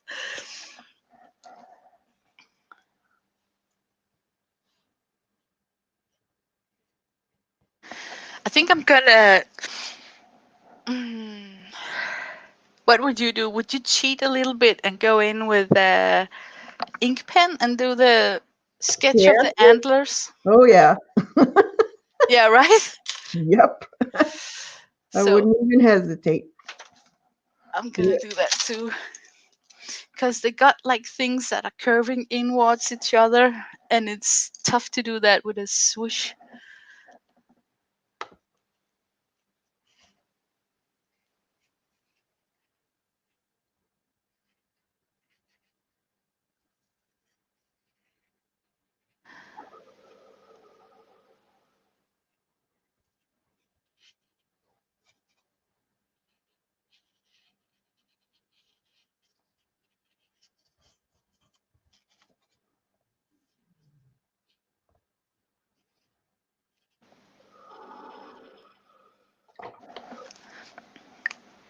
Okay, I'm leaving it there. Is the camera focusing? Oh, yes, it is. It's just that far away. Okay, it's getting Oh, better. that I looks think, good. yeah, Yeah, it's look, just like in faint. fog. Yeah, I Kind need of more. like a little stream going in front of them there, Like, what are you thinking or down a here? roadway. No, right in front of them goes down to the bottom of the page. It's the Yeah. lighter part. Looks like a roadway, or Oh, yeah, this one. yeah, Yeah, I tried to make it. His is just like a skinny strip, but I yeah, was in doubt whether it was fog because it continues here. yeah. So, but I No, could lift out. I think I can lift out. It's just earth tone pigments, so they should be fairly easy to. Yeah, look, you can almost get down to the white. all right, good. But I would need like a crazy highlight right here, like only one place. So I'll see if I can lift it out first, and if not, I'm gonna use the gouache. I would place the highlight right here.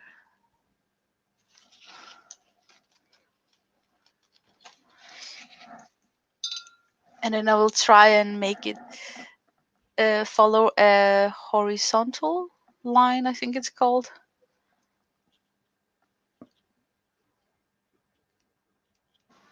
Can you guys hear a lot of noise in my background?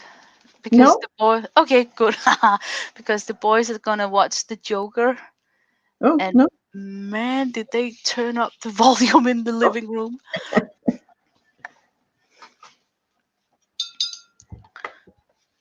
It's okay. They they like sound. Yeah, who doesn't? So they bought this Surround sound. subwoofer. No, Oh it's like a gadget you attach to your television that they yeah. bought Black Friday last Subwoofer. year. Yeah. Yes. Oh my god. It's like you can almost feel the vibration in your chest when you're sitting in the couch. But they are really enjoying that at the moment. I think it's just a phase. It's a Uh, guy thing. yeah.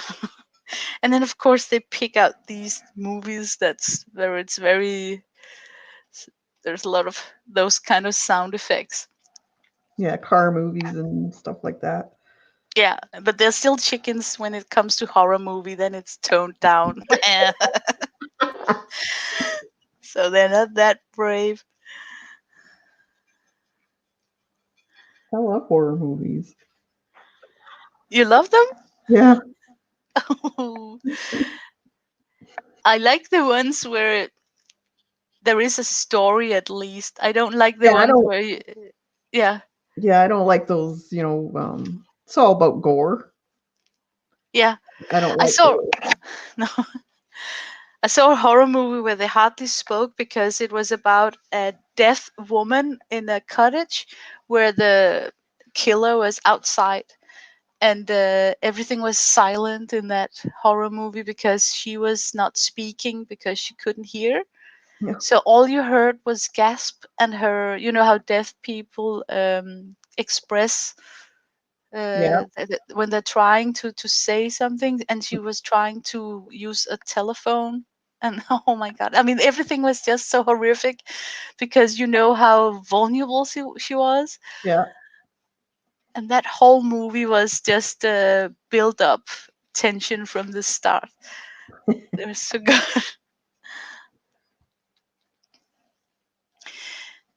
I like building up the trees with the soft brushes because I'm used to, the Lindsay Wyrick credit card scraper method, or, like it's just fun to try out a new way to do things. Mhm. That's fun. Thanks, guys.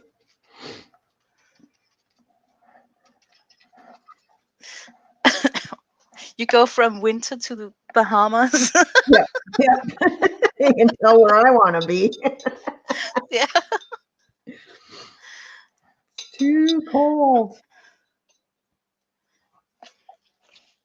Dutchy says, "Hey, Kathy, the trees has leg crushed. Wonder if they need to wee." Yeah. Mm.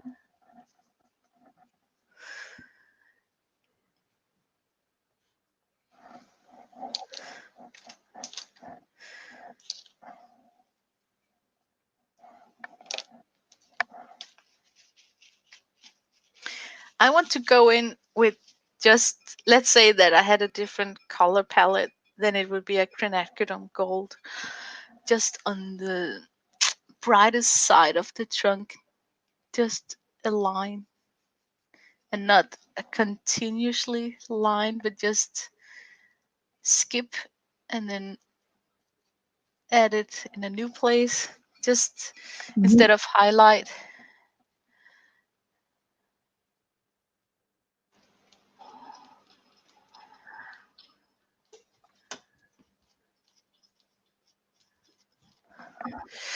But here I'm using the Azo green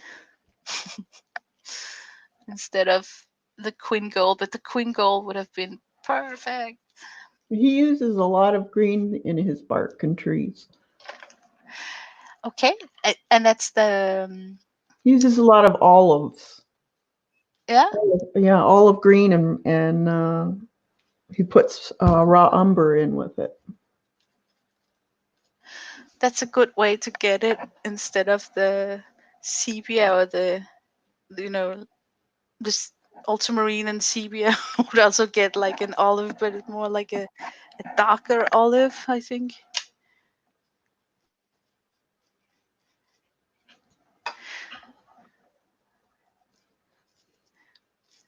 I remember when I got my first palette, I thought that the brown and neutral tones were the most boring ones because you tend to look at the pink and the Yeah. purple. But then suddenly the umber became the most interesting, and the sepia. And it's fun how it just you take the neutrals for granted. Hmm. So in some palettes they're actually missing. I don't know if you've seen reviews of palettes where the neutrals are totally missing, Yeah, and you're thinking, how is because you can't not always trust that you can mix it yourself. it's Uh, true.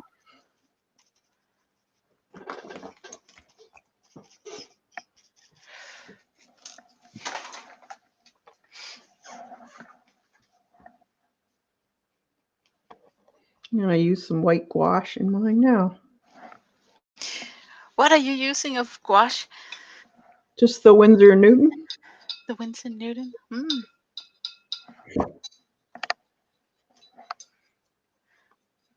I need to try out. Sometimes I want to cheat and use matte acrylic instead of gouache. Why not? Yeah, Done that yeah, before. Who's gonna know? I was gonna exactly. Let's see.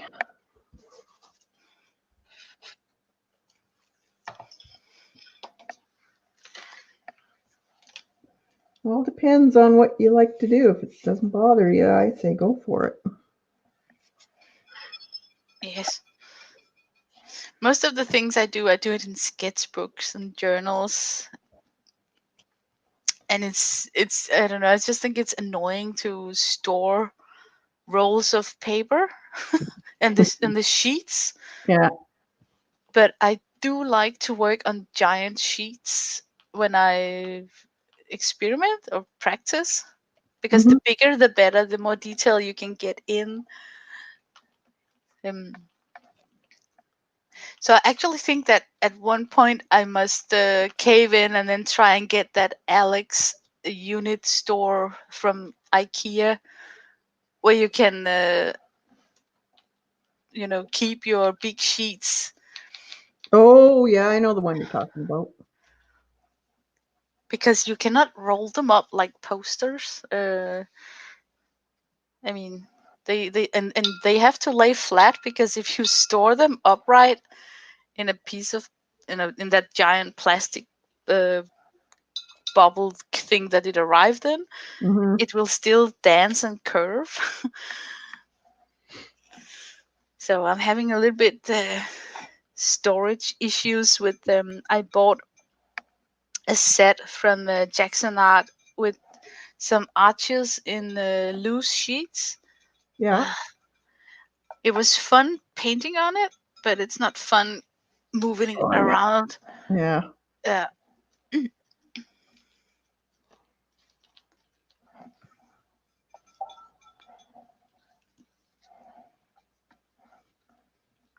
Thank you, Dot. She says that she likes that what we're doing, and also that it's so different. Yeah. One extreme to the other.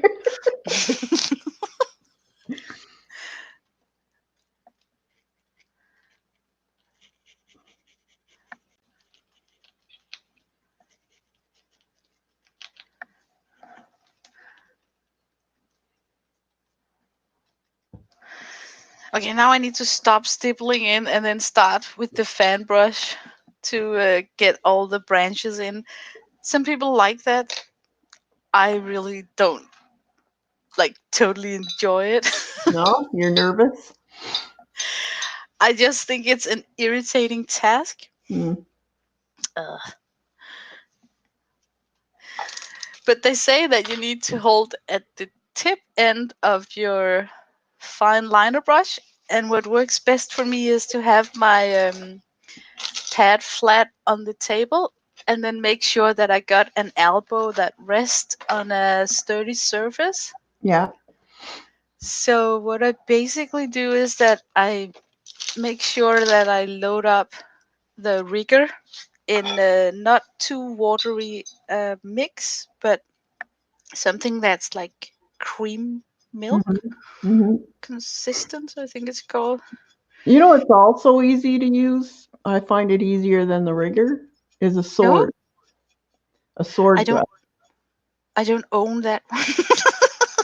Believe it or Yeah. not. Because it holds a lot of pigment for a long time. I could imagine. Yeah.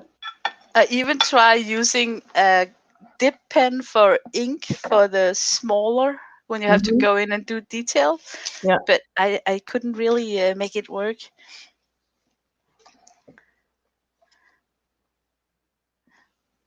I'm gonna mute.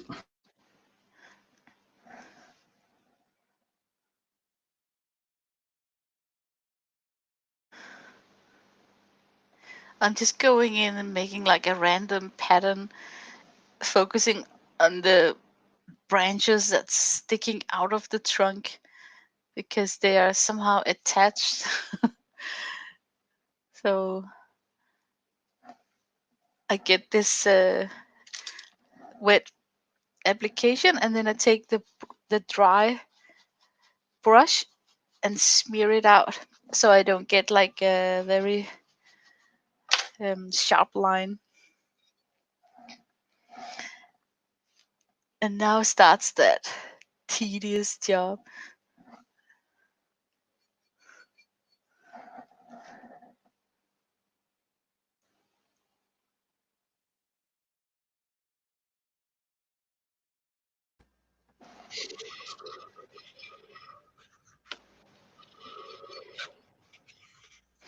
Thanks, Jilly. Scruff brush, So, Fawn? yeah, Schaff. No, I think it's like German, like Scruff? Schaff Supreme Script Liner. Schaff, like the like pointy, extremely pointy script liner or something. Where is it from? It sure sounds like European. Hmm.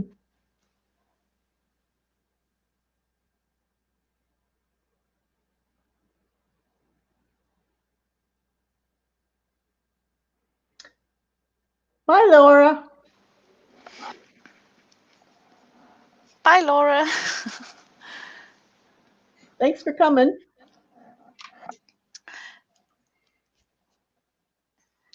Here in the States, Georgia or Alabama, I will look them up. Yeah, I'd like to see what they are, Vaughn. You can tweet it. You know me, I'm always looking for a new brush. Can never have too many. No.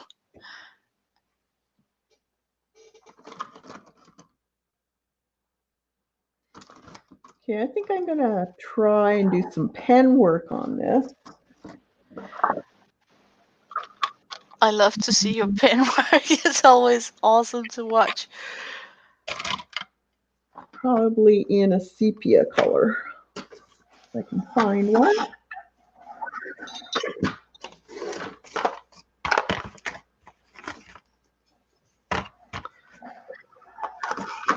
Somewhere.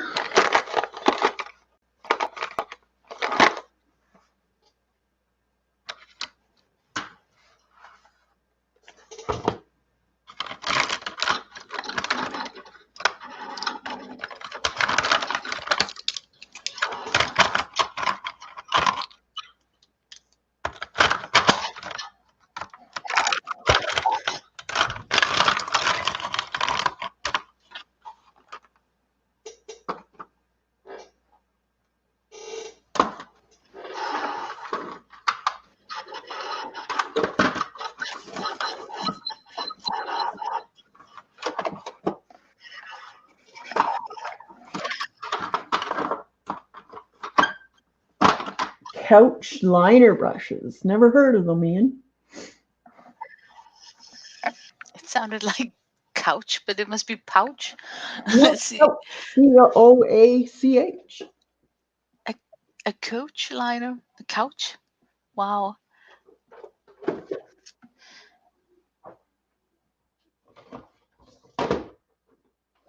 I want one of those sables that Angela Fair uses.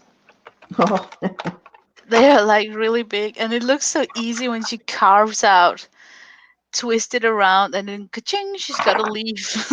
yeah.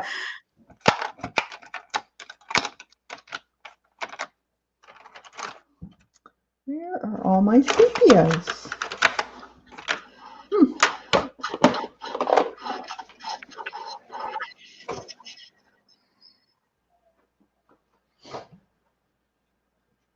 Oh, there.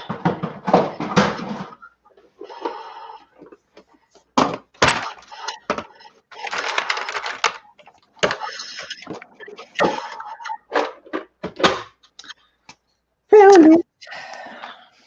Yay.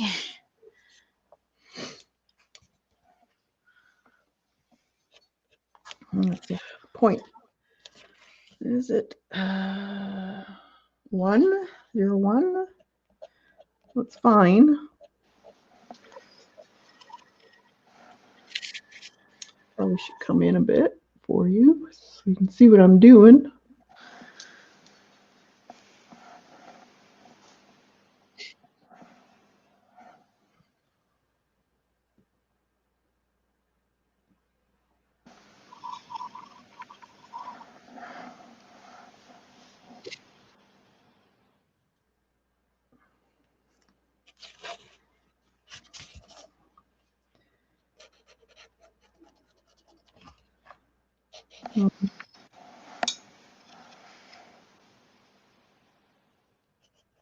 Probably gonna have to go up and let the dogs out. Yep. But we've been streaming for a long time now, haven't we? Like, isn't it like normal ending soon, or? Well, there's no. I'll just let my pups up and come out and then come back down. You'll have to keep them busy. Yeah. Well, I did the salt part, so while you're gone, I'm going to take out the pepper. Okay. You'll never know.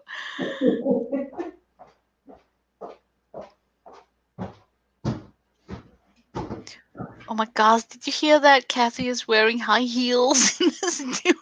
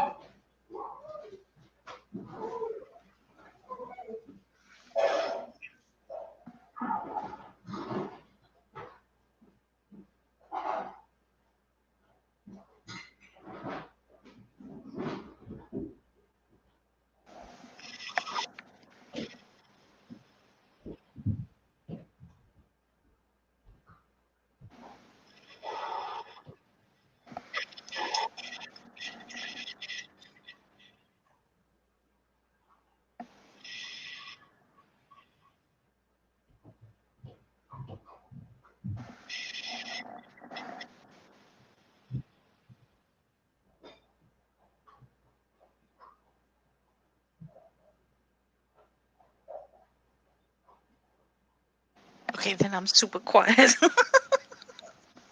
I forget that you need to hear some sound. Let's see if there's anything in chat I'm missing. I'm not. Let's see. Here's a link. Oh, thanks, Picola. You're always good at giving links. Oh, thanks, Colleen. I'm totally in my own world right now. I can feel that it's not, that I haven't been streaming regularly. So I forget that I also need to say something. But seriously, a lot of people enjoy making these branches and details, and that's like, yes, we did all the rest of the painting. Now comes the fun part. But for some reason, I am not I don't like it. I don't think it's funny. So I think that's why I don't paint so much nature um, in general.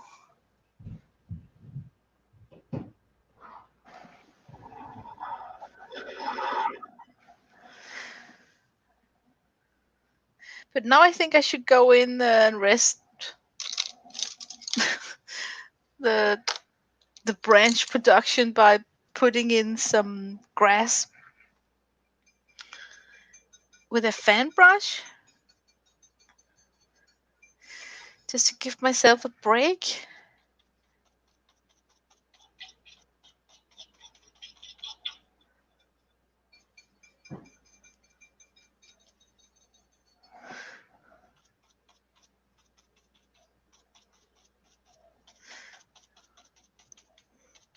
So the brush is not expensive one, only about $10, 9.38.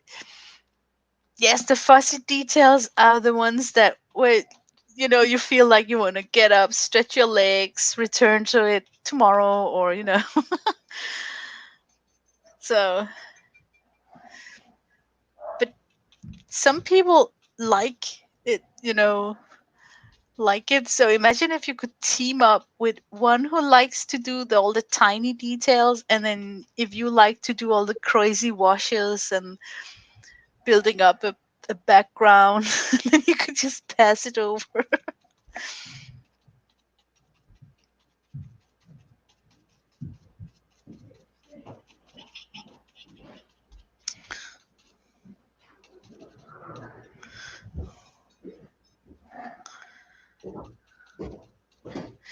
I got some purple in the sky, so I'm trying to build in some of the magenta in the tree shadow. Um, Sometimes it's nice to have a warm shadow on humans and trees. So I always try to make a warm color for my color shadows instead of just using, I don't know, if people grab paint gray or what, but trying to try to get in some warm tones in a living thing shadow. It warms it up. All right. Looking good. Hey, thank you. Yours looks awesome. Now comes all the catchy details with that sepia pen. Yep, my favorite part. It's like your magic wand. See, you like the details. I should pass my work over to you. Seriously. Well, you do a good job. Like, good heavens. You've got nothing to complain about. Oh, thank you. You too. You know what? I want to peel off the tape. It's too early, I know, but I just want to show people when it's peeled off because it really makes a difference. And It that's does. like my favorite thing. And let's see if we can back the camera. No, maybe I could raise it like this. That's Wow. my How favorite can part, too. Yes, Yeah. It just finishes it. it does. Normally I would use a heat gun, but because this washi tape that I got from Katy Berg is so soft in its glue, it doesn't tear off the paper. Ah, So I've begun using washi tape more and more often. Instead of this, I normally use that. It's a clear sticky tape, but it sure holds a lot of water. I don't have issues with color coming underneath the tape when I well, use that's the good. clear tape, but it's a peter to get off. Okay, let me see if I can put it all the way back so people can see it.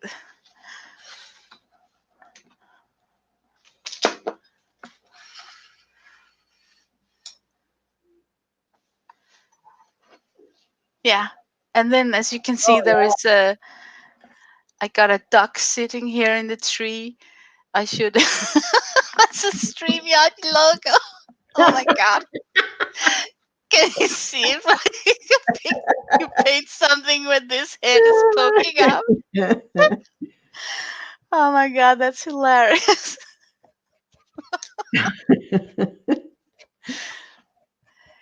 Yes, I kind of feel not that it's totally finished. I need to do more branch work, but I kind of feel that now I would naturally step away from it, and then Come back. yes, and preferably a whole nother day. um, but I like that I got one highlighted point here, and then something that looks like fog here that's continuing into the field, Yeah, and then of course light here around the sun. So I like that sparingly use of white. looks great. And I would love to get more white gouache up here to define the skies more. Maybe I should try to Hmm. do that now.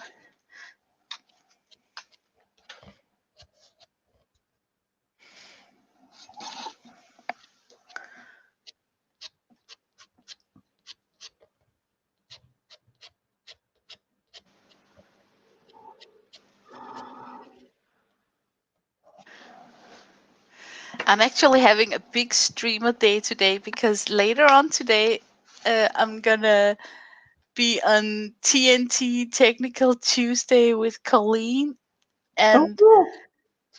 you and Kathy. I'm not sure if there was. I think I saw on Messenger that she might be delayed or something. But we're gonna do acrylics with a spatula, which is one of my favorites. That is another fun distress thing to do besides watercoloring. You know, we all like to do a certain thing, but we need that other thing to do when we are not watercoloring. Yeah, And for me, doing spatula crazy things with acrylic is just super fun.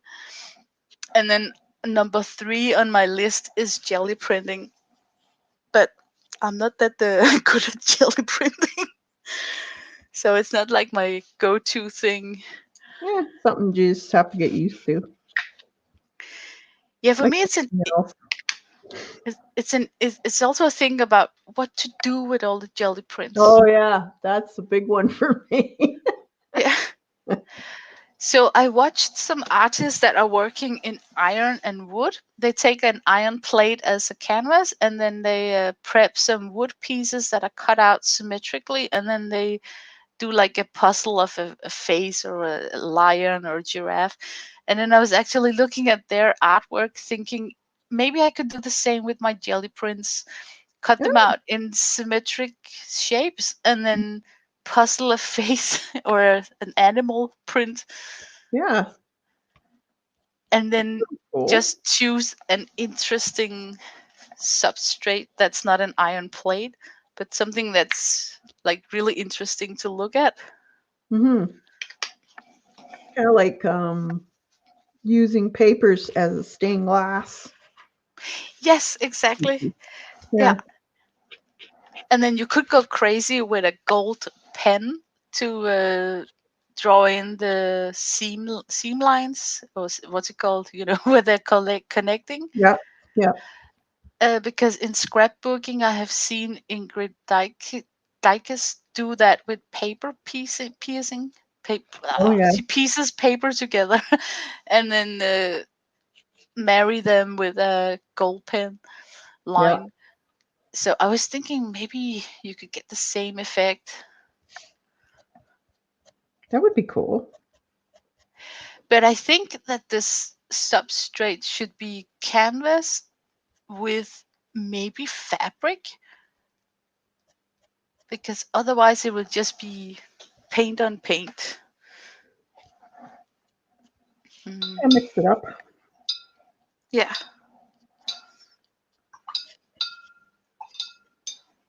If you're going to do a lot of gluing, though, it's probably would be best to have a canvas of that's sturdy, more like a board canvas.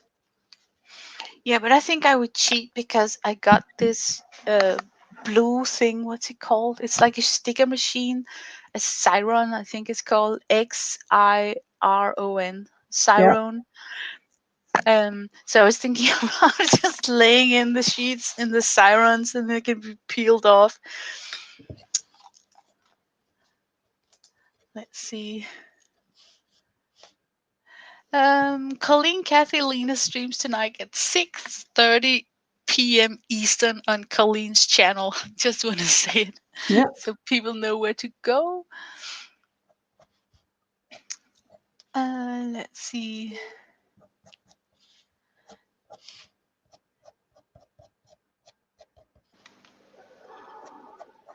Tori, she's from Ireland.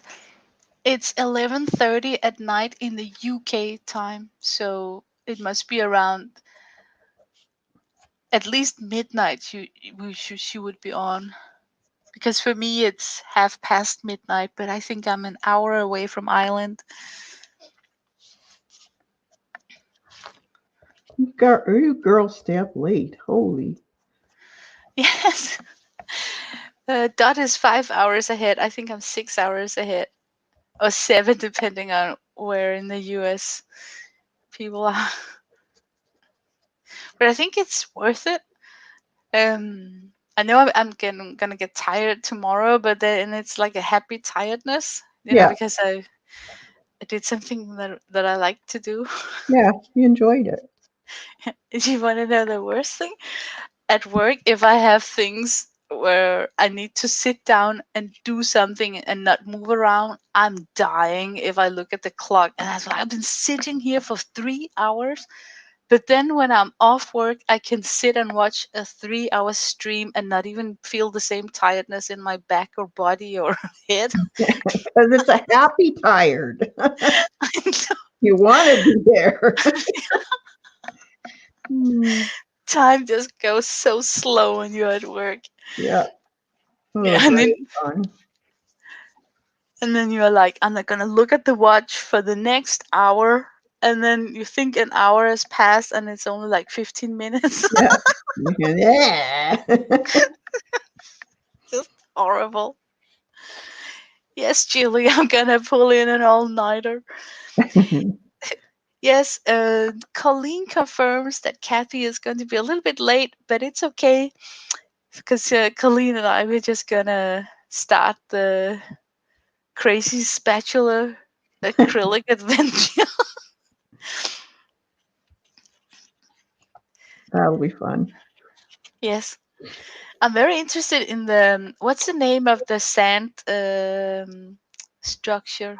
Yeah, is on Danish it's called Dunes? mountains of sand. Sand dunes.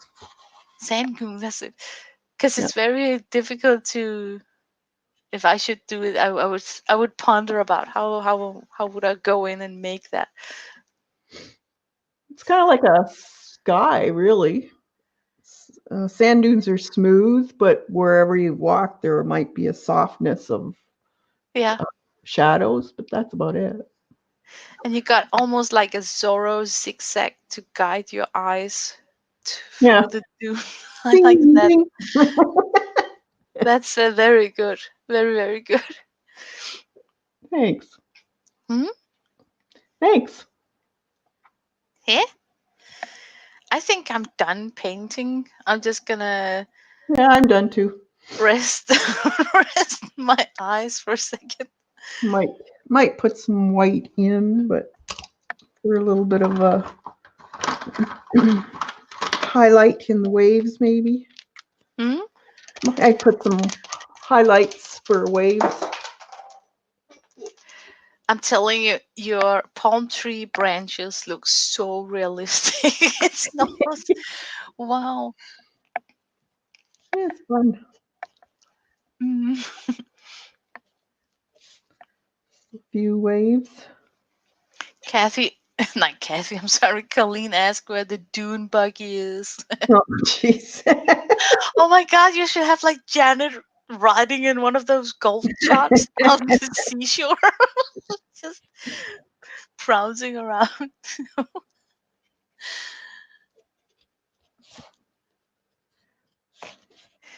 I refilled my Posca and my Sharpie pen this weekend. Oh, did you? Yes, it actually worked. But I had to admit that I think I am not able to do it once more because I smashed something in it. No. I had to use. I have to take. It was a black Posca. It's this one. No, that's not the one. And then I marked them with the washi tape so I can recognize in the future which one I have messed with. Let me get it. Did I really put it that far away?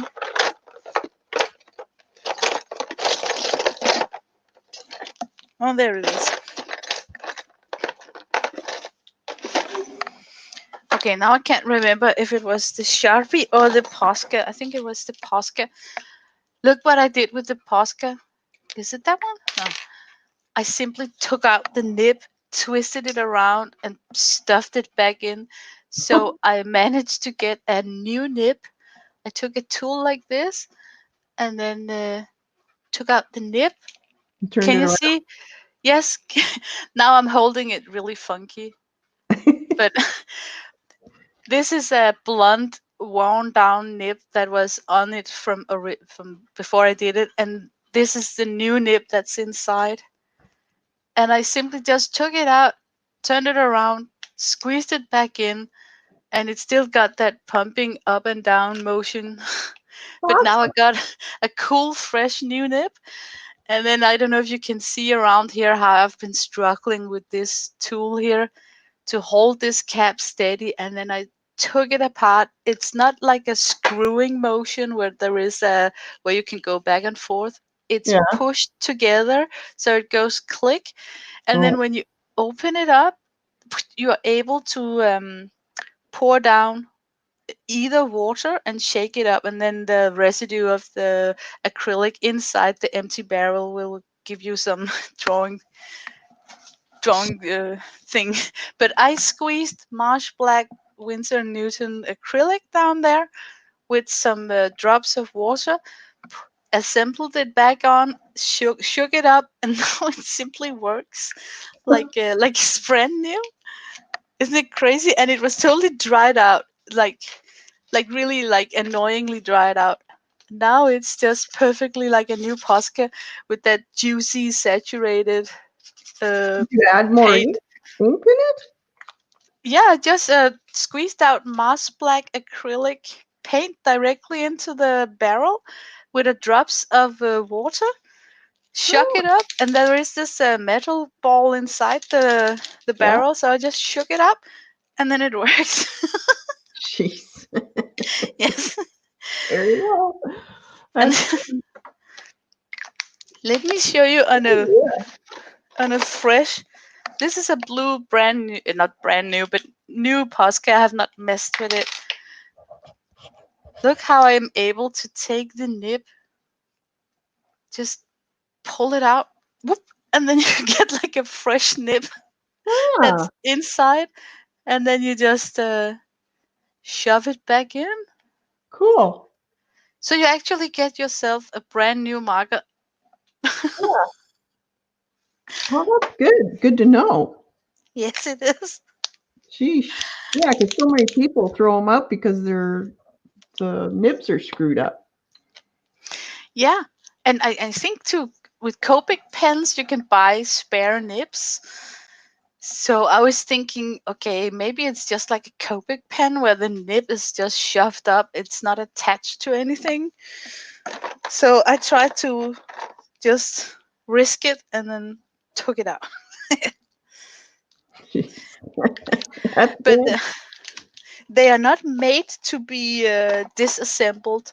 So you have No. to be a little bit violent with it, but it will eventually separate. And then once you have done it once and you force it back on, you kind of get the feeling that you cannot do it twice, you Right. know. Yeah. But at least for now, I still got a pen, and Well, of course, if you get a syringe, you could probably put it down take the nib out and put it down that way. oh my god, you're so clever. Because it was Peter to disassemble it.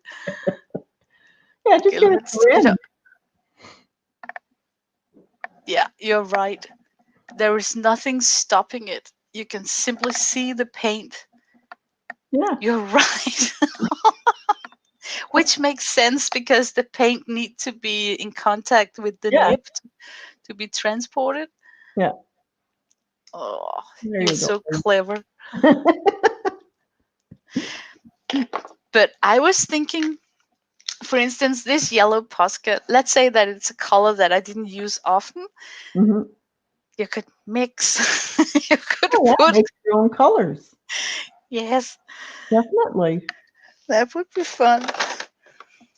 There you go. I bet the nibs that you can buy for there are other empty containers you can buy to put paint in, Oh, and you can yeah. buy the nibs for them. So I if you want remember, was you it like a year ago that Jean was making markers and but was that with ink? I think it was with liquid ink and not acrylic paint. yeah, yeah, she had some of those. There's quite a few different makes of them. But back then, acrylic ink was not a well-known product. So I think that now when you can get acrylic ink easier, you can actually go back to that Crayola marker machine and make acrylic markers. Yeah, see, here's one. It's for acrylic. Wow, It's empty. You can get them in different sizes, and then these come out. And then these ones you can refill. look at that tip. It's just like the giant Posca Yeah. that Kathy likes. Here, I can make my own pastas. Yeah, it's fun to It's see got a the ball in. ball in the barrel. Yeah. These were, don't see a name on it.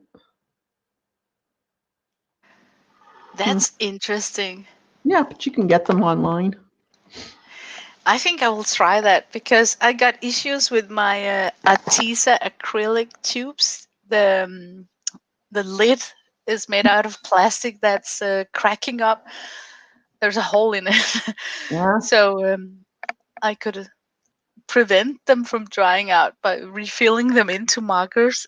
Yeah. So Yeah. that's fun. Delrani FW pens. Is that some empty ones, Ian?